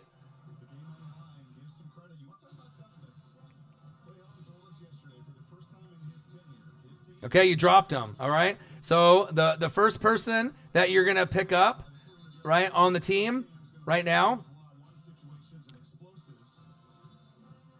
And we can go a couple different ways, but we want to be able to have depth on your team. So you ended up having the 3 that I told you to drop, right? And I wouldn't do you wrong, right? So you end up having Fairburn when you already had a kicker, right? So he's droppable. Cohen is droppable, right? And then Jets D is droppable because you already have Chicago. So let's go on a little shopping spree and let's see who we have. So the first person that you're going to add to your team is McLaurin, right? So you don't need to play him, but add him to your roster because he's going to be the number 1 option for the Redskins moving forward.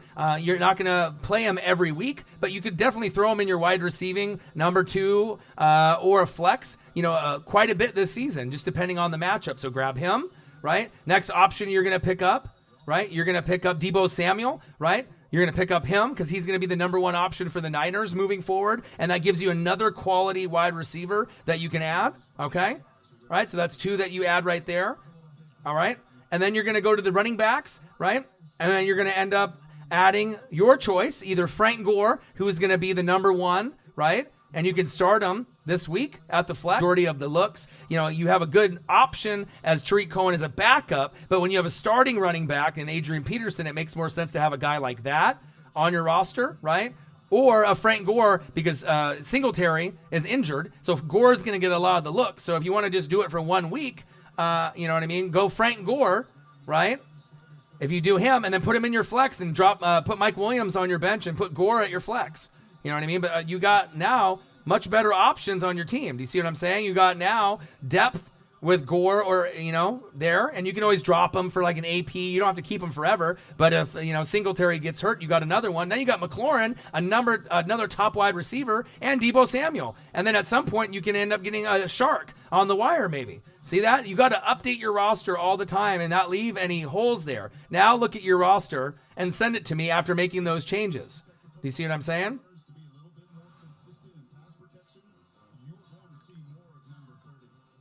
All right, Mark 4, I see you. All right, so we want to get rid of Robbie Anderson and Titans D and see if there's anything better. Yeah, and it looks pretty thin, so you have to keep who you have. You got to keep Anderson. Yeah, so unfortunately, there's no one there worth getting at this point. Everyone's too low. You know what I mean? The only person that has upside is Renfro from Raiders, but Robbie Anderson's going to be a better option when Sam Darnold comes back. What about defenses? Show me defenses on your team. Team, Giampaglia, show me your defense. See who else is available besides Titans. trying to trade Anderson for Marquise Brown, but no one's going to do that. No one's going to trade Hollywood Brown for Anderson. Oakland and Tampa Bay. Oh, okay. Yeah. Then you got to keep who you have then. Oh, that's okay. I can help you, Robert Grimes. I can help you draft. I feel that's one of the best things I am at doing is drafting and modifying rosters. All right, the GOAT, Mahomes, I want you to send me screenshots of your team now and then look at your team and then show me what you see. Okay? What you see on your team is a championship team that just got upgraded by adding pieces that could really add to your roster, right? And not settling for 2 kickers, which you don't need, settling for stuff that you don't need and getting pieces that you do and actually pieces that you can use, as we're going throughout the season. I mean, for McLaurin to still be sitting on your wire and Deebo Samuel is amazing. You got 2 guys and you got a Frank Gore, which you could start at your flex over, those guys. Deebo Samuel at your flex, right? Or you're going to play Frank Gore at your flex. That's going to get you more points. You maximize your points every week. Do you see what I'm saying?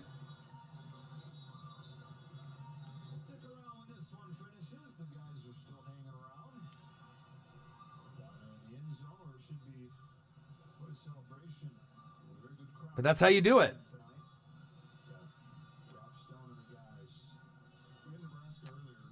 Who do you play at flex, Gurley or Paris Campbell? Gurley. No question. Hands down. Should I trade Anderson for Brown? Well, no one's going to do that trade, but if someone's dumb enough to do Hollywood Brown for Anderson, do it in a heartbeat. Arizona's your backup for Dolphins for what? Defense? Yeah. That's rough.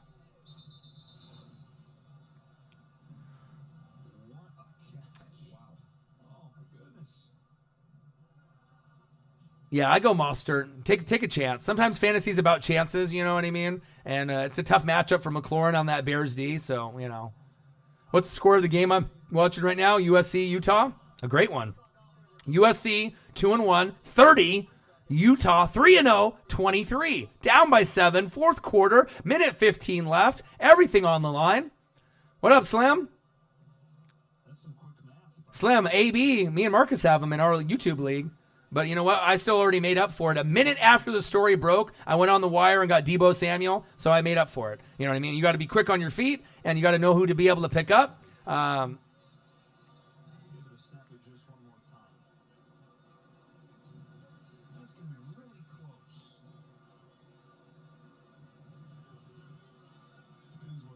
All right, so let me look at your roster now. Okay, let's see what how it's looking.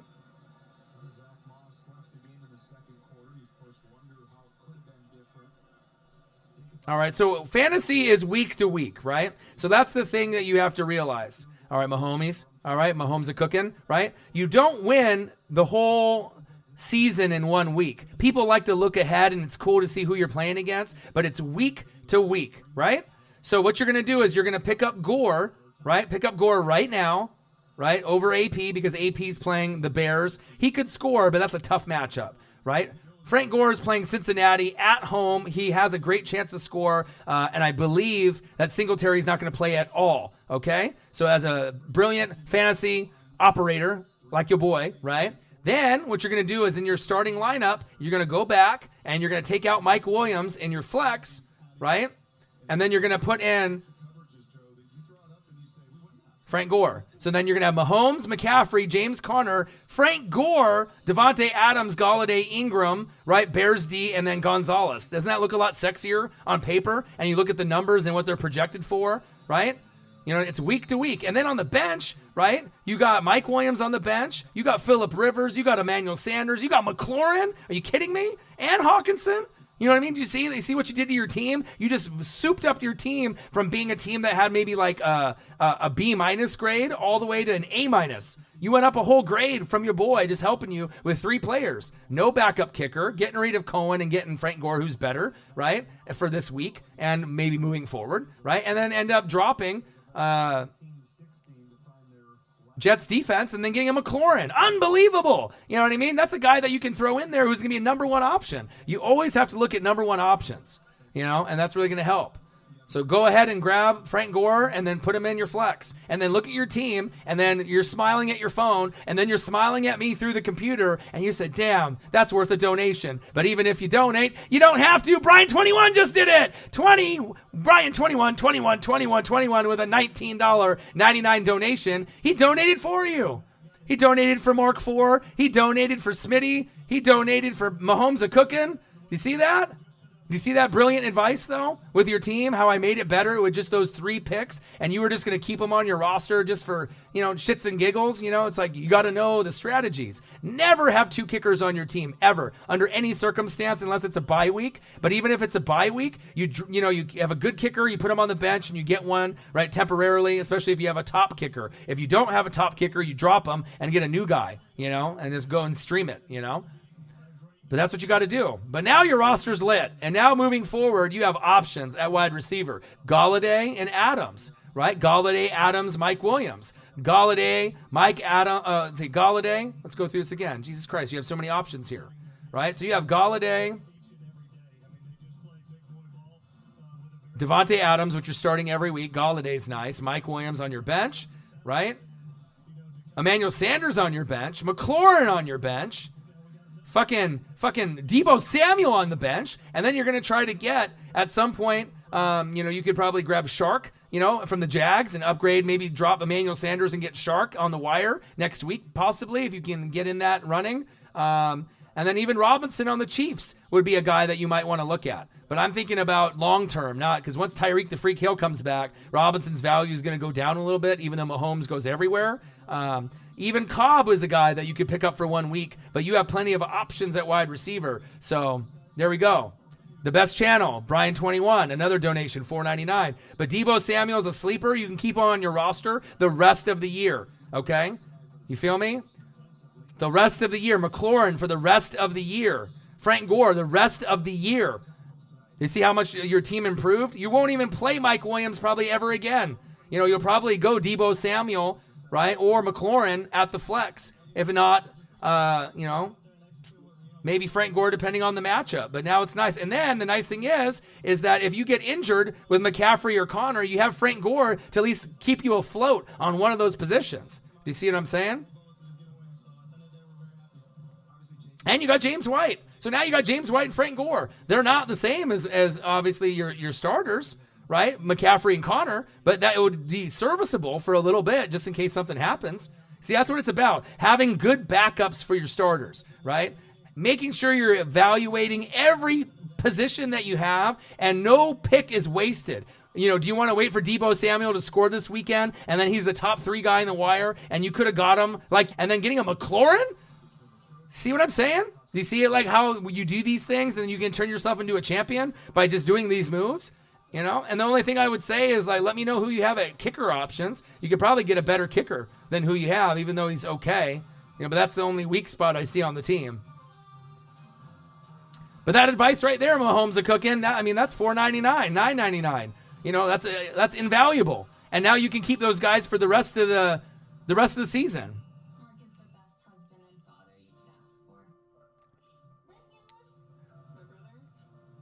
Oh, it's up to you, the GOAT. You can decide on whatever your name is.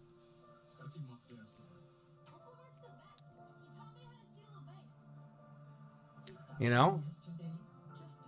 can do anything with Mahomes. You could do a playoff Star Wars, right? We call him. He's called Showtime, right? Patrick Mahomes is Showtime. Our nickname for him is the Clone because he's kind of like Brett Favre. He's kind of like Tony Romo. He's kind of like a mixture of Dan Marino, Brett Favre, and Tony Romo in one. So you could do how they have the Clone Wars and Star Wars. You can do Clone Wars Mahomes. You can do just a number of different nicknames that you want to do. Just Revenge of the Dak instead of Return of the Dak. Even though you don't have Dak Prescott. There's all kinds of cool nicknames that you can have if you want something Mahomes.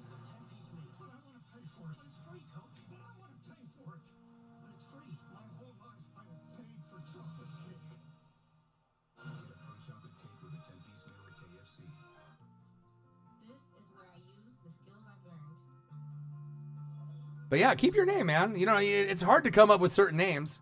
Patrick Mahomes is the truth.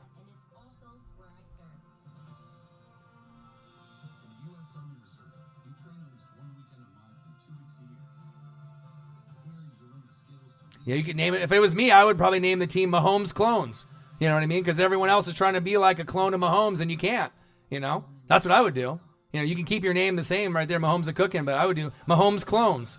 That's kind of a fire name. You know what I mean? Because we call him the clone, and everyone's trying to be like him. You could make clones of Mahomes, and shit, the league would be amazing. No one's like him. You know? How do you use fantasy? What do you mean? Like, how do you actually play? I mean, it's one of those things you can't learn, you know.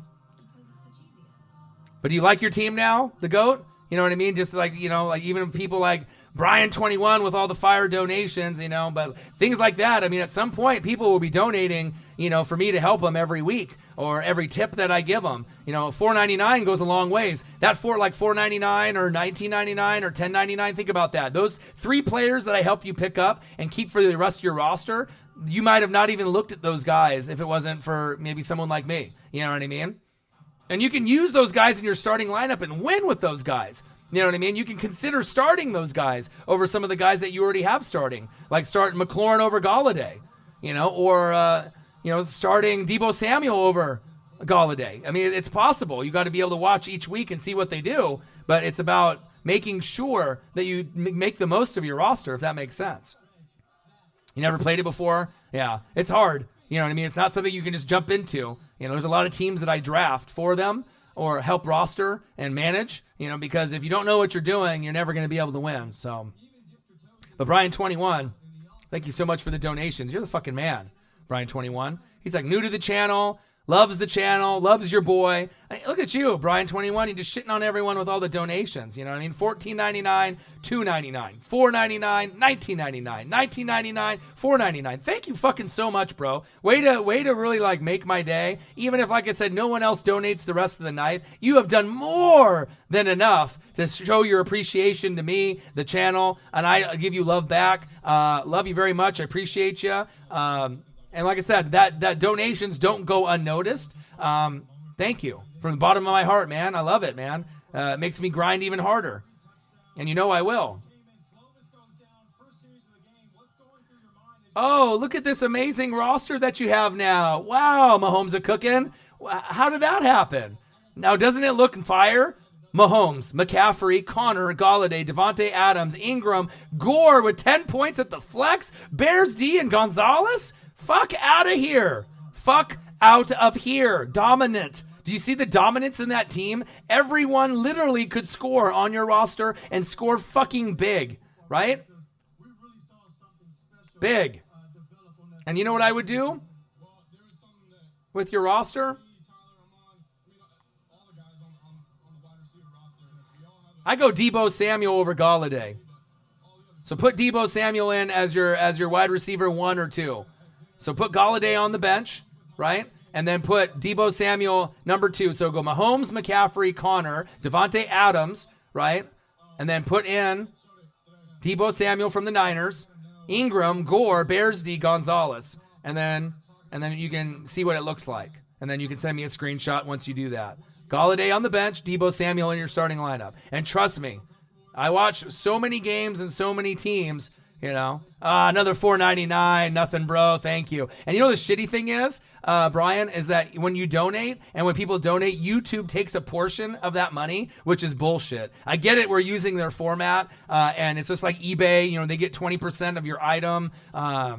You know, they get a certain percentage for using it. But I think with donations, they should go to the user. You know, they should go to the creator, the YouTube creator. You know what I mean? But it is what it is. But thank you so much for all of your donations. You've been more than generous. And I hope you love the channel. And I hope you're a lifer. I think you are. You know what I mean? Especially for someone that will donate heavy like that. It shows that you love the show. You're having fun. And like I said, you know, I know what I'm talking about. And I'm helping people when they're fantasy leagues. And I'll tell you what, you donating money for someone else that maybe can't right now, and I'm giving them fantasy advice, you better believe they appreciate it. You know what I mean? Because you know I'm going to keep doing it. I'm going to keep helping. Oh, send me a screenshot of your team, Mahomes clones. Yeah, take a picture of all the kickers available and send it to me. Yep, do it, GOAT. Send it to me on Instagram, and I'll get your team right. Oh, yeah. Yeah. And then the thing is, like, you heard Smitty yesterday, between me and Marcus about Cam and Hall of Fame. And, to me, I've been watching football since 1985. So I got to see, the best of the best. Elway, Marino, Montana, Aikman. I got to see so many great football players. Brett Favre, it goes all up and down the list, right? And then we got to see Big Ben and Phillip Rivers and Tom Brady and Drew Brees, Russell Wilson. The list goes on and on and on and on and on with all the great quarterbacks. But I'll tell you what, I have never, ever seen anyone with Mahomes' potential, ever. I mean, he has potential to be literally the best of all time. Like, I really think that he could. You know what I mean? His numbers are going to be crazy. He'll have more 5,000-yard seasons than Breeze when it's all said and done. Probably more rings than Breeze. Maybe not as many rings as Tom Brady. But I bet you that, if they can keep building that roster, when Mahomes' career is all said and done, and if he plays, let's say, 12 to 18 years, he'll probably have at least 3 to 5 championships. I really think that he's that fucking good. As long as he doesn't tear a knee or, and Andy Reid is still there, that's the next dominant franchise of the NFL. Patrick Mahomes and that fucking Chiefs team. They just need to keep adding pieces to it. But like I said, I've never, ever, ever seen anyone that with so much talent to throw for maybe 6,000 yards. I think that if anyone could do it, it's Mahomes. 60 touchdowns and 6,000 yards. No one would be able to do it except Mahomes. He's got that much fucking talent, All right, let me see what your kickers are. I want to get your team right 100%. All right, let's take a look.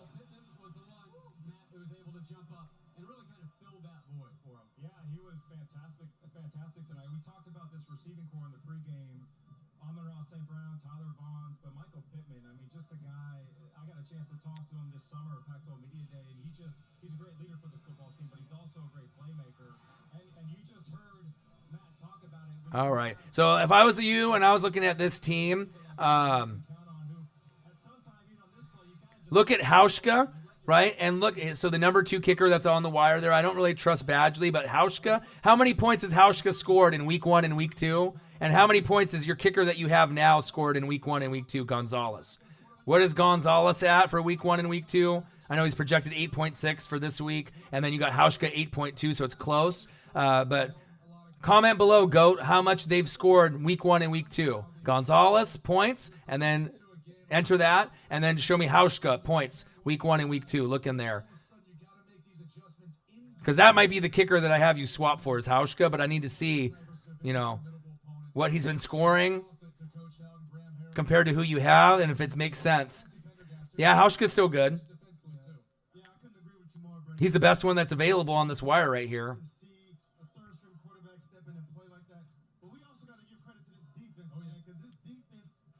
Yeah, and I don't think you're going to have bad coaching. Mahomes is special, you know what I mean? He's like one of the only guys that I would go out and buy a jersey of and just stash it in my closet because obviously, you just can't wear jerseys of other, teams, of other players. It's kind of frowned upon, you know what I mean? But I would rock one, fucking A, man. It's like wearing a Mahomes is like wearing a Jordan, or wearing a Steph Curry. I mean, it's like, I'm a Blazer fan, so I can't wear a Steph Curry jersey, but do I like Steph Curry? Fuck yeah, I do. Steph Curry's amazing. I'm a Blazer fan, but do I like Klay Thompson? I do. I love Draymond Green. You know what I mean? There's certain guys I just like. I just can't wear their fucking jersey, but, But Mahomes is a guy, as a Bucks fan, I don't really, it may be frowned upon if I wore like a Kuechly or a Run CMC or a Kamara, and I love all the 3 of those players, Michael Thomas, but I can't do that. Deion Jones for the Falcons, I love him too. Spider Burns from the Panthers, love him, but USC defeated Utah. Utah was ranked 10th. 30-23, so big upset there. Trying to figure out Nick. All right, I got you, man. You got Boyd or Hardman in the flex, also Witten Ebron or Vernon Davis. Okay, so I would go Boyd in the flex, no question. No, Boyd. I'd have Boyd as my wide receiver 1 or 2 in my $1,200 money league. He's like my number 1 wide receiver, no joke. So Hardman will have some looks, right? No question, right? But I like Boyd. Boyd's the number one option. Hardman's going to be like the third option on the offense, which doesn't really mean anything because, every game he'll go to Sammy Watkins or Hardman or Robinson. You don't know where the ball's going with the Chiefs. And it might be a little bit lower scoring because you're going against a good D with the Ravens, even though they're going to win. And then Witten, Ebron, or Vernon Davis. Witten and Davis give you the best chance to score. Vernon Davis at home. Ebron, I would not even have on the team. If you have Ebron, cut him. He's not worth it to have on a roster spot. And I don't know if you have Vernon Davis or if you are just looking on the wire or if you have all three, but only keep Witten, right? And drop the other two or keep maybe Davis and then try to get other pieces that are more valuable, like wide receiver or running back. But if it's me, I go Boyd and Witten. Because Witten has scored the first 2 weeks. He might have a down week this week, but there's going to be so many looks against that shitty Dolphin D that even if he doesn't score, he should give you 6 to 9 points, somewhere in there. So, bro, how do you lose weight fast? You know how you do it? I told you yesterday. Remember Brian 21, right? You stop, depending on how old you are. Obviously if you're under 21 or under 18, right? Don't drink alcohol. Don't drink liquor. Exercise is what I do, right? I've cut out a lot of partying, right? I don't drink soda anymore. You drink water and Powerade or Gatorade. That's it. Water, Powerade, or Gatorade. That's it. You eat one meal a day, right? Preferably lunch. And then you eat popsicles. And you have a few of those throughout the day. And then your stomach shrinks. You exercise and you lose weight. I mean, I've already lost 15, 20 pounds in like a month and a half. So, you just have to be able to find what you can handle. But you can't eat until you get stuffed. You stay away from fast food, eat salads, you have one cheat meal. So you can have like burgers or Panda Express or like spaghetti or whatever it is, steak. But you just can't eat fast food all the time. And if you cut fast food out, soda out, liquor out, beer out, you can do that. Nick, appreciate the advice, bro. Sub. Thank you, bro. Appreciate you. And as you can see in the stream, I don't need thousands of people in my stream to have people show me appreciation. Look at Brian 21, Nick.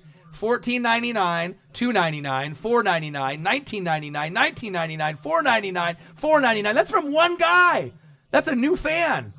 You know what I mean? So you know that he's enjoying himself, and I know you guys are too. And even if you can't donate today, I got you an advice every single day, the rest of the year, whenever. Instagram, right? NWSportsFanatics. You can message me there if I follow you.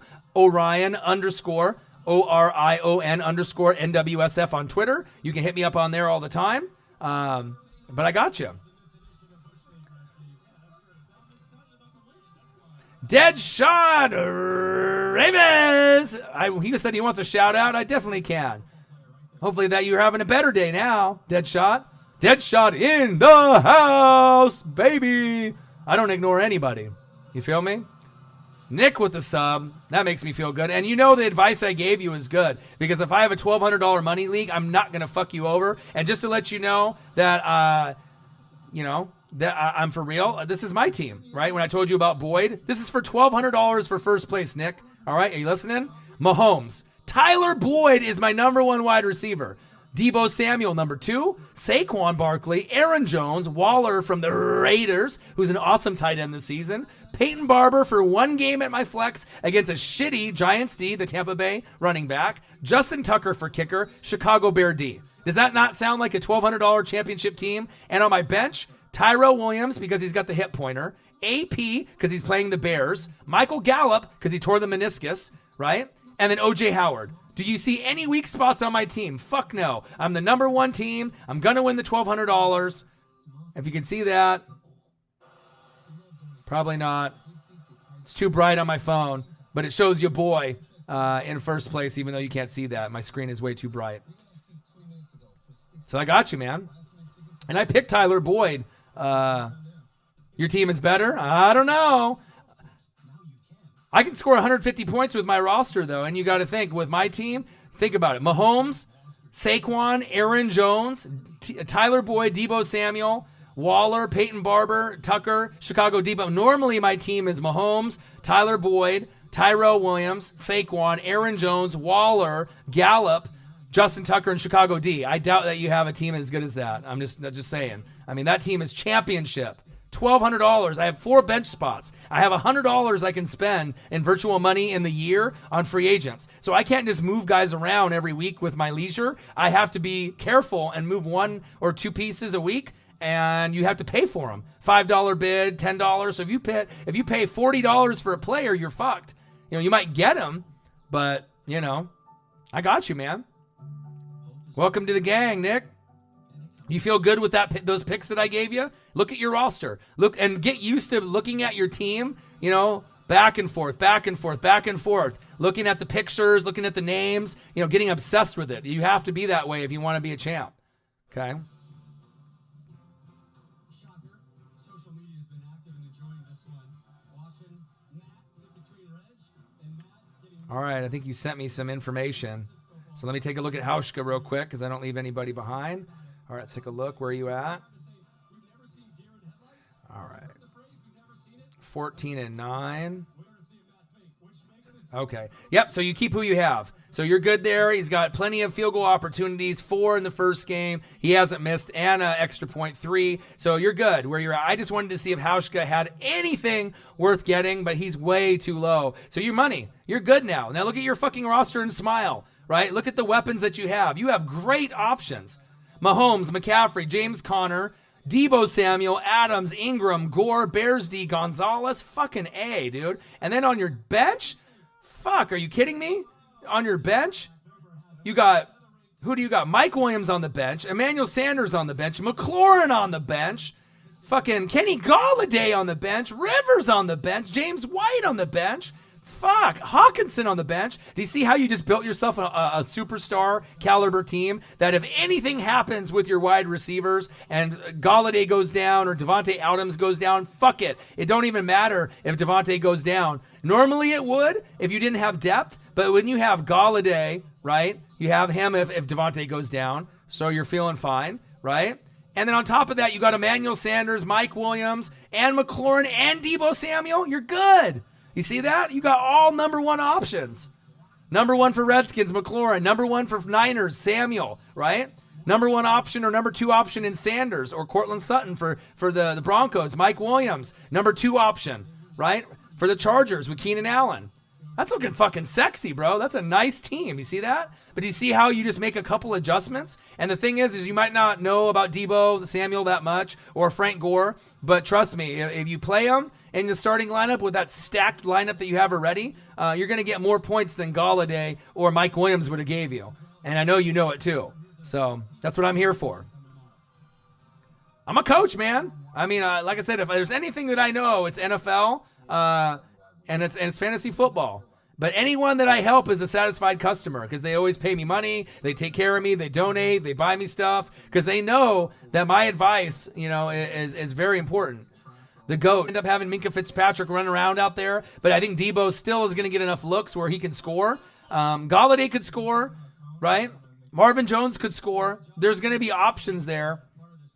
If you want to go Golladay, you totally can. I mean, there's not going to be that much of a difference, I think, because if Golladay doesn't get in the end zone, right, he'll still get you probably 8-9 points. If Deebo doesn't score, he'll get you probably 8 or 9 points. But if they do score, probably 14 to 17 in that range with the yards included. So as long as you can take like a 5 to 8 point hit, if one guy does better than the other, then it doesn't matter, But any of the guys you have that you could put in there. But I wouldn't do Mike Williams because he's second option to Keenan Allen, right? So you take him out of the option, right? So if you look at your lineup, let me go through it. So first, Mike Williams, you're not playing him, okay? All right, so that's one guy out of the loop, right?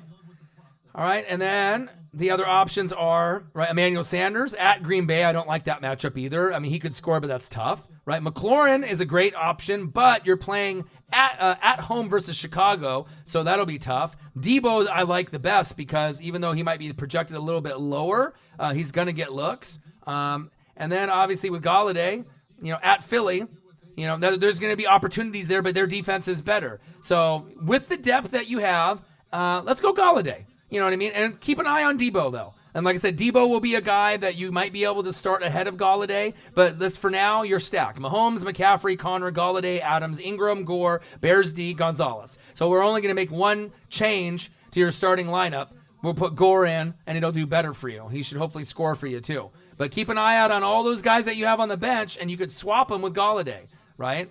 Each week, see what the best matchup is. Devontae Adams starting every week. You'll never move him, right? But you might play 2 wide receivers, Golladay and a guy at the flex over Gore in the future, and more than likely you'll do that. So, okay, so what you do, the GOAT, during your bye week and your kicker is not playing, what should I do? And your defense, all right? So, the kicker, you'll keep the kicker that you have as long as he keeps playing good, right? And then you'll drop the weakest link on your team. So if you had to drop a guy on your team to get another kicker, and then at that point, it'll probably be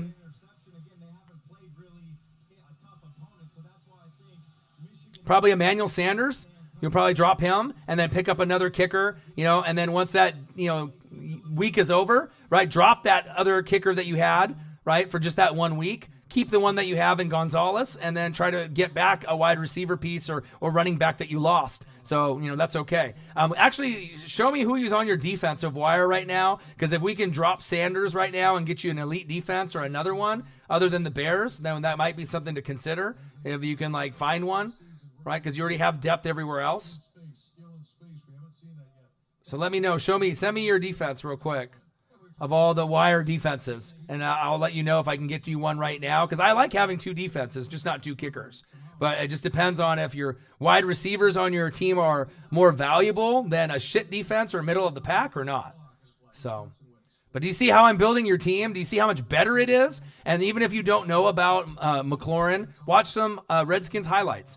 Deebo Samuel, watch the highlights, and then you'll gain confidence in what I'm saying, and you'll look to see the looks and the targets and how he looks. And I wouldn't recommend guys if I didn't have him in my own $1,200 money league. So that if I recommend someone, it's big. If you get full with water, does that help? Yeah. I mean, drinking water is good. You want to drink a lot of water if possible. They say to drink 8 to 10 glasses a day. That's for an athlete. Who really drinks 8 to 10 glasses a day? But if you drink a lot of water and Gatorade, it helps. But exercise, what I do is I go for a walk every day, 30 to 35 minutes around my neighborhood. And I go to the same area every day, walk around my neighborhood. And like I said, I eat 1 meal a day, usually Panda Express or, veggies or whatever. And then after that, I just eat popsicles. And then I don't eat anything else. No chips, no other fatty foods, no fast food. And I've done it for a month and a half. I've already lost 15, 20 pounds already. 15 glasses of water. Wow, crazy. Yeah, that'll help you lose weight. But you got to exercise too and get the fast food and soda out of your diet. That'll really help. Yeah, I know. Trust me. I love food more than anyone too. I mean, I love pizza. I love street tacos, from vendors, in taco, trucks and whatnot. I like Asian food. I like Panda Express. I like teriyaki chicken. I like sushi. I like Italian, Olive Garden, Red Lobster. I love seafood. I love going to Moe's, Red Lobster, crabs, and steaks, and surf and turf, and shrimps, and and you name it. I love it. I'll eat Indian food. It don't really matter. I'll eat whatever. But if you want to lose weight and be healthy, you got to make sacrifices. So, all right, GOAT. Let me check out your waiver wire.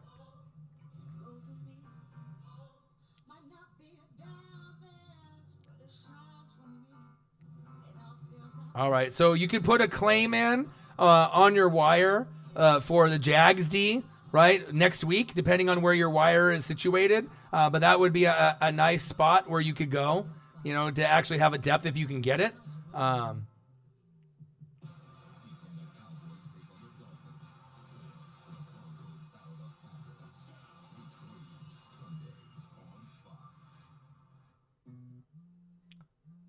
Yeah, but as far as defenses that I can see that might be worth it. Oh, my phone's going to die pretty soon. But the only ones I like there are the Jags.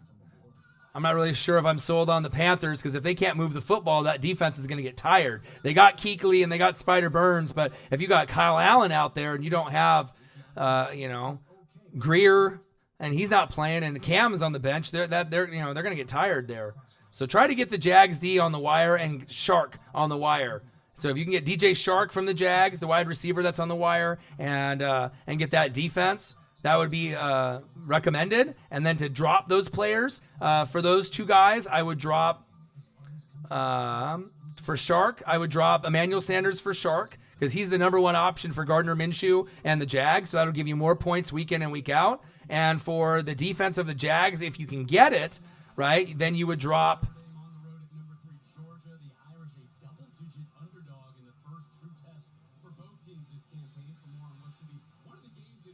probably Frank Gore at that point, depending on, it'll be him, Frank Gore, or Mike Williams, or one of those two guys you might drop, or Deebo Samuel, to be able to get that defense to have two. But you don't need it right now. But like I said, it just depends from week to week on what you want to do. But if you got a decent D, let's see, who do you have? You have Bears D, and that's going to hold you over almost week in and week out, except for maybe when you play like the Packers. So try to get that Jags D, and then you can always, grab them and grab Shark.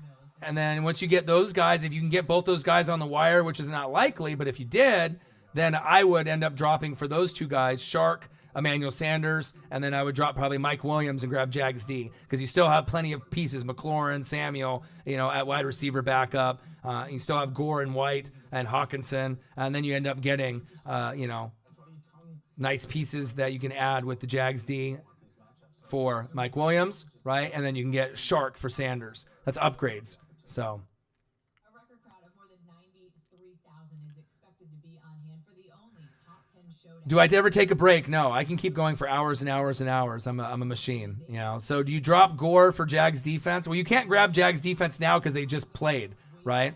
So what you'll do is once your wire is available, you'll put in 2 requests, right? You'll put in a request on the wire for Shark, and then you'll drop Emmanuel Sanders for Shark if you can make it happen, if you get him, right? Swap Shark for Sanders, right? But you have to put in a request. Don't do it now, but do it after the games are over on Tuesday, okay? And then drop Mike Williams and try to get Jags D. So if you can get one of those two pieces, either Jags D or Shark, Shark is better than Williams and Sanders, and Jags D will help you more than Sanders and Williams, because then you can have someone you can rotate with the Bears D. Do you see what I'm saying?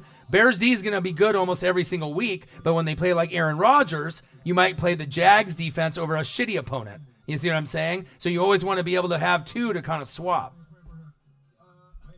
So Gore you'll probably keep on your roster. So Jags D for Mike Williams on Tuesday, right? And then Shark for Sanders. You see what I'm saying? And then you still have McLaurin. You still have Deebo Samuel. You know what I mean? We'll look at to see how Deebo Samuel does this weekend if he scores, and then we can evaluate if you want to keep Sanders or maybe get rid of Deebo Samuel for Shark. It's all about updating the roster. So we got to look at targets. You got to look on how many grabs. Do they get in the end zone? Are they reliable? Can you count? Why? But if you have Jags D and Bears D, and it helps you win every week with that defensive points, it's worth it over a receiver that you're just going to have on the bench all year for just emergency. See what I'm saying? You already have Devontae Adams and Galladay. You're going to start them probably the whole year. And then if you don't, you'll probably put in McLaurin or Deebo. So you don't really need Mike Williams or Emmanuel Sanders. That's why you get Shark, and that upgrades your lineup. You could put him at the flex, right? Or put him over Galladay. That's one guy you could and feel confident about it. He's scored all 3 weeks already. He scored 3 touchdowns in 3 weeks, Shark. So that's good that you need to know names of DJ Shark, spelled with a CH, right? He's the number 1 option to Gardner Minshew. So you might not follow the Jags, but I follow every team, every player, every wide receiver, every running back, so I can give you these clues and these tips. So that way your roster's fire on the starting and on the bench. Because if your bench is almost as good as your starting lineup and it's a whole nother team, that's when you know that you have a great team and you're going to make the playoffs. And you got to update it every day, update it every week, Like I've made like 11 moves on my $1,200 money league, and it's only week 3. So that shows you. You know what I'm saying? But do you like your team now? Do you see what I'm saying? Like how I can upgrade the team and make it fire, the GOAT? Do you feel that? How about Jags? Trade Ramsey. Do I still get Jagsy? Yes, because they still have a Calais Campbell and a Bouye, and then they have Josh Allen. That's from the draft, the rookie. He got 2 sacks. So you definitely right now the best 2 defenses in the league, or 2 of the top 5, are Bears and Jags. Would you rather just have one good D, right? And then someone else gets that Jags D and uses it against you and you lose, or you trade away a wide receiver that's only going to be on your bench anyway in Emmanuel Sanders, and then you get Bears and Jags D and you rotate them week in and week out and you dominate. You see what I mean? It's better to have two, especially when the Bears play Aaron Rodgers. Would you want to start Bears D when Aaron Rodgers is playing? No, because he's probably going to torch them. Bears D has ballers out there, but they have 7 sacks, only 1 takeaway. So they're not as good as last year. But I have them in both of our YouTube league and our $1,200 money league. I have Bears and D in both. So I'm on the same page with you. I love them. I picked them. I was the first person to pick defense in the draft because it's important, But do you feel better about the roster now, looking at it from top to bottom? Do you see it? Looking at it, smiling. See that? No double kicker. Right? No wasted spots. Pieces that you're not going to use. Tariq Cohen, backup running back, when you can get a Frank Gore who's starting, who's going to get probably 20 carries and score a touchdown. You see that? Tariq Cohen, you ain't even playing. And then you swap him out for a Gore that even if you only have him for 1 week, you put him in, he's going to get you points and you're going to be able to hopefully win your league just based off that. You see what I'm saying? What rookie do you think is best on offense or defense? On offense, I like Josh Jacobs on the Raiders at running back. Kyler Murray, I like him. David Montgomery, from the Bears. Those guys are fire, right? Defense, Josh Allen on the Jags, fire. Devin Bush from Steelers, fire. Brian Spider Burns, DN, Panthers, fire. You know what I mean? There's a lot of guys that have potential. Quinnen Williams has potential. There's a lot of others, but I like Josh Jacobs the best. As far as all rookies. DK Metcalf ain't too bad as well. He's got a little bit of, room to grow, but I feel like the best rookie is David Montgomery or Josh Jacobs, those running backs on the Bears and Raiders, because those guys are going to be the staples of their offenses for years to come. Josh Jacobs is a starter, for years and years and years under Gruden. He's going to be the guy from Alabama. He's awesome, right? And then David Montgomery, they started him off slow, but he'll be better than Matt Forte. He's going to be the best Bears running back in probably 15 years. It's going to be nice. They just have to give him the rock. Yeah, don't worry, the GOAT. And I know that if you could donate, if you had extra money, that you would donate, but Brian21 donated for you. And I know in the future with this advice that I gave you, when you have money and you are able to donate, I know you will. Because this advice is obviously something that I give out free, but I definitely could charge. I mean, once I get bigger and bigger, and get to that point where we're at 50,000 subscribers, 100, 5 million, 10 million, views, people will pay because, fantasy is important, but I don't mind, being homies and helping you out and giving you that free advice. And you can take that to the bank. You know what I mean? And that those people are going to be on your roster the rest of the season. These aren't these temporary guys that I'm helping you out for a week. The only temporary spot might be Frank Gore. You know what I mean? But your lineup is fire. So, yeah, appreciate you guys very much. So 2 hours and 30 minutes in. I got 3 minutes left, and I'll probably end the stream unless there's anything else that you guys want me to go over. I don't care if there's 4 people in the room or 40 or 400 or 4,000. You only need one person that cares about you to end up appreciating you, and I know everyone in here does. Brian21, $14.99. Brian21, $2.99. Brian21, $4.99. Brian21, $19.99. Brian21, $19.99. Brian21, $4.99. Brian21, $4.99. I'm like a fucking broken record here. Fucking love you, man. Let's add that up. How much you love O-Dog and the Northwest Sports Fanatics. 10, 50, 70, $73 by one person in the room. 73. That's awesome. Too bad YouTube's probably going to take like 30 of it, because they're bastards or whatever. I don't say they're bastards. Apologize, YouTube. You're not bastards, but it's just a bastardly thing when I think people that, are doing the creative, control and, they're just taking that percentage. I get it. It's America. You got to hustle. You got to make your fucking money, YouTube. I get it. Just like eBay, we're using your platform, but I just wish that donations just went all to the creators on YouTube. But you know what? Thank you, man. You made my day, Brian21, more than you know. I appreciate you very, very much. Your donations are blowing it out of the water. You are some of the other people, like Omer Muich was here earlier. Like I told you, he donated $220, and $365 in 3 consecutive weeks on Fridays in August during preseason by one person. Can you imagine donating $800 to one person? We have 2.6 million views, 18,000, almost 19,000 subscribers. So it's not like we have 1 million subscribers or 10 million or 10 million views. And that shows a lot. Shit, we don't even usually have more than 50 people in a room at once. You know, that's love, man. Marcos Pineda, one of my best friends. What to do, man? Got home from work? Nice. Yeah, I'm just doing a fantasy football live stream, Marcos. You see Brian 21 right above you? You know, he's a legend. Did you know that? He says that I'm a legend? No, you're a legend. Do you know why? Marcos Pineda, Brian 21 is a new subscriber, right? Just started following the channel, liked what he saw. $73 in donations today just by him, just right now in this live stream that I've been doing. Isn't that crazy, Marcos? That's love. Remember when I was doing videos on Facebook and certain people didn't appreciate or didn't think that, you know, that we were going to make it or we were good?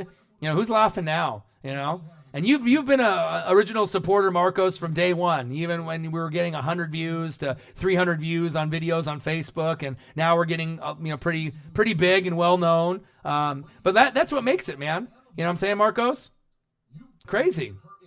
You know what I mean? I don't need to have 6,000 people in the room to make $73 or 600 or 60. You know what I mean? That shows you love. All it takes is one person to love you, and then they can show you the appreciation, and that means everything to me. Brian 21, you the man. Man. Will the Niners win? Is it Jamie or Jaime? Jaime Gallardo. I would assume it's Jaime, right? From Mexican descent. Jaime Gallardo, right? Because if I say Jamie, they'll be like, it's not Jamie, dummy. It's Jaime, right? Well, yeah, see, I got you. Jaime. I got a lot of Latino friends, Cuban friends, you know, out there. So I know, right? Jaime Gallardo, my boy, okay? Will the Niners win? Of course. Of course they're going to win, right?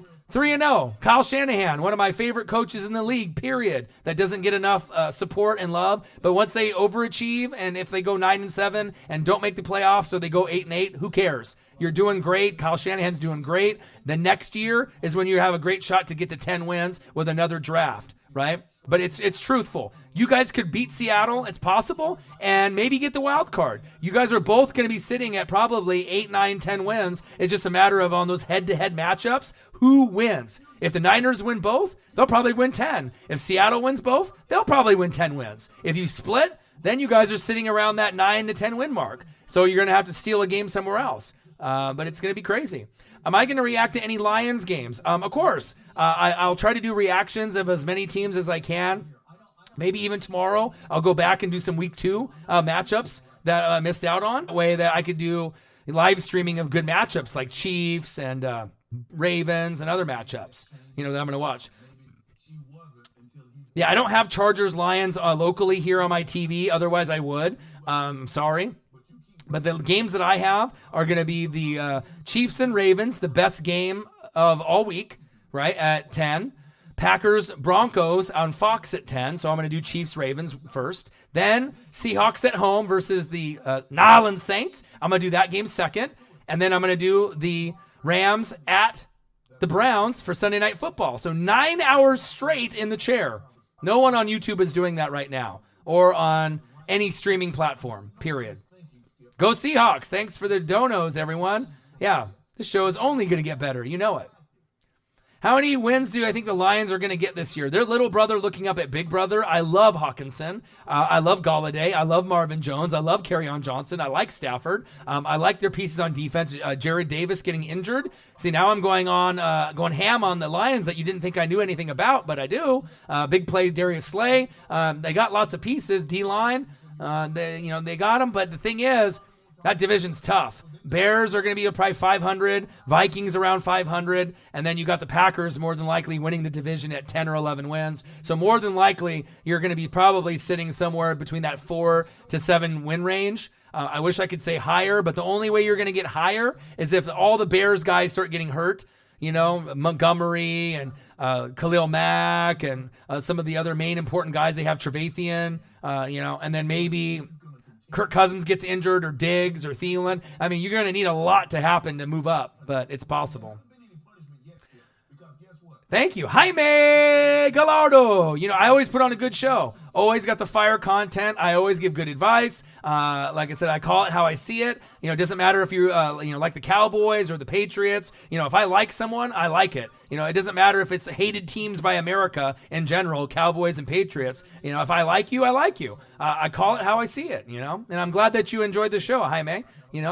Brian21 in the chat up there. Only 6 people in the building right now, but that's okay, right? $73 in donations by one guy, and I only have 6 people in the room. You name one other YouTuber that's on YouTube right now that could have 6 people in a room and have $73 in donations. You know how many? 0. That's big facts. I don't know anyone else. That's love. Thank you so much, Brian21. And I know the GOAT and other people that I've helped in fantasy. Smitty has donated to me, this week and last week, and you guys are the best. I love you guys. But I think that's pretty much it. I mean, if anyone else has any fantasy questions, I can answer it. But at this point, it's been almost 3 hours. I could keep going for more and more and more, but I probably want to rest my voice for Wisconsin and Michigan tomorrow. Maybe I'll live stream that. Oregon, Stanford at 4. Being a huge Ducks fan, I'm probably going to live stream that. You got Georgia, Notre Dame. You could live stream that. A&M, is on TV, tomorrow as well.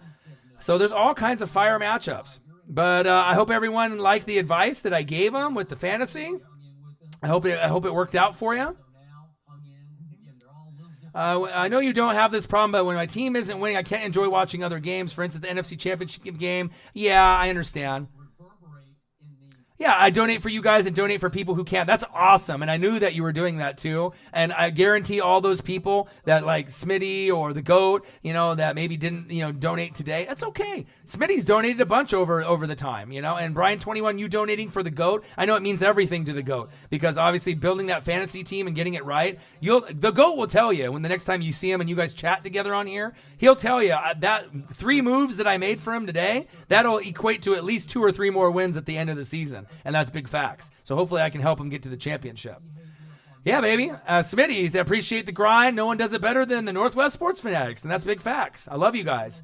Brian21, I can't thank you enough, man. New subscriber. I got some new ones in the last couple days. $73 in donations. Way to make me want to work harder, grind harder. And you know what I mean? The thing is some people take donations for granted when they get bigger. They're like, I'm supposed to get this. No, you're not supposed to get anything. People donate when they see you working hard and they love you. Donations are something that are earned or not just given out as handouts. Yeah, and we should have way more subscribers, and that's okay. You know what I mean? The YouTube isn't promoting our videos as much as they did in the first 2 years.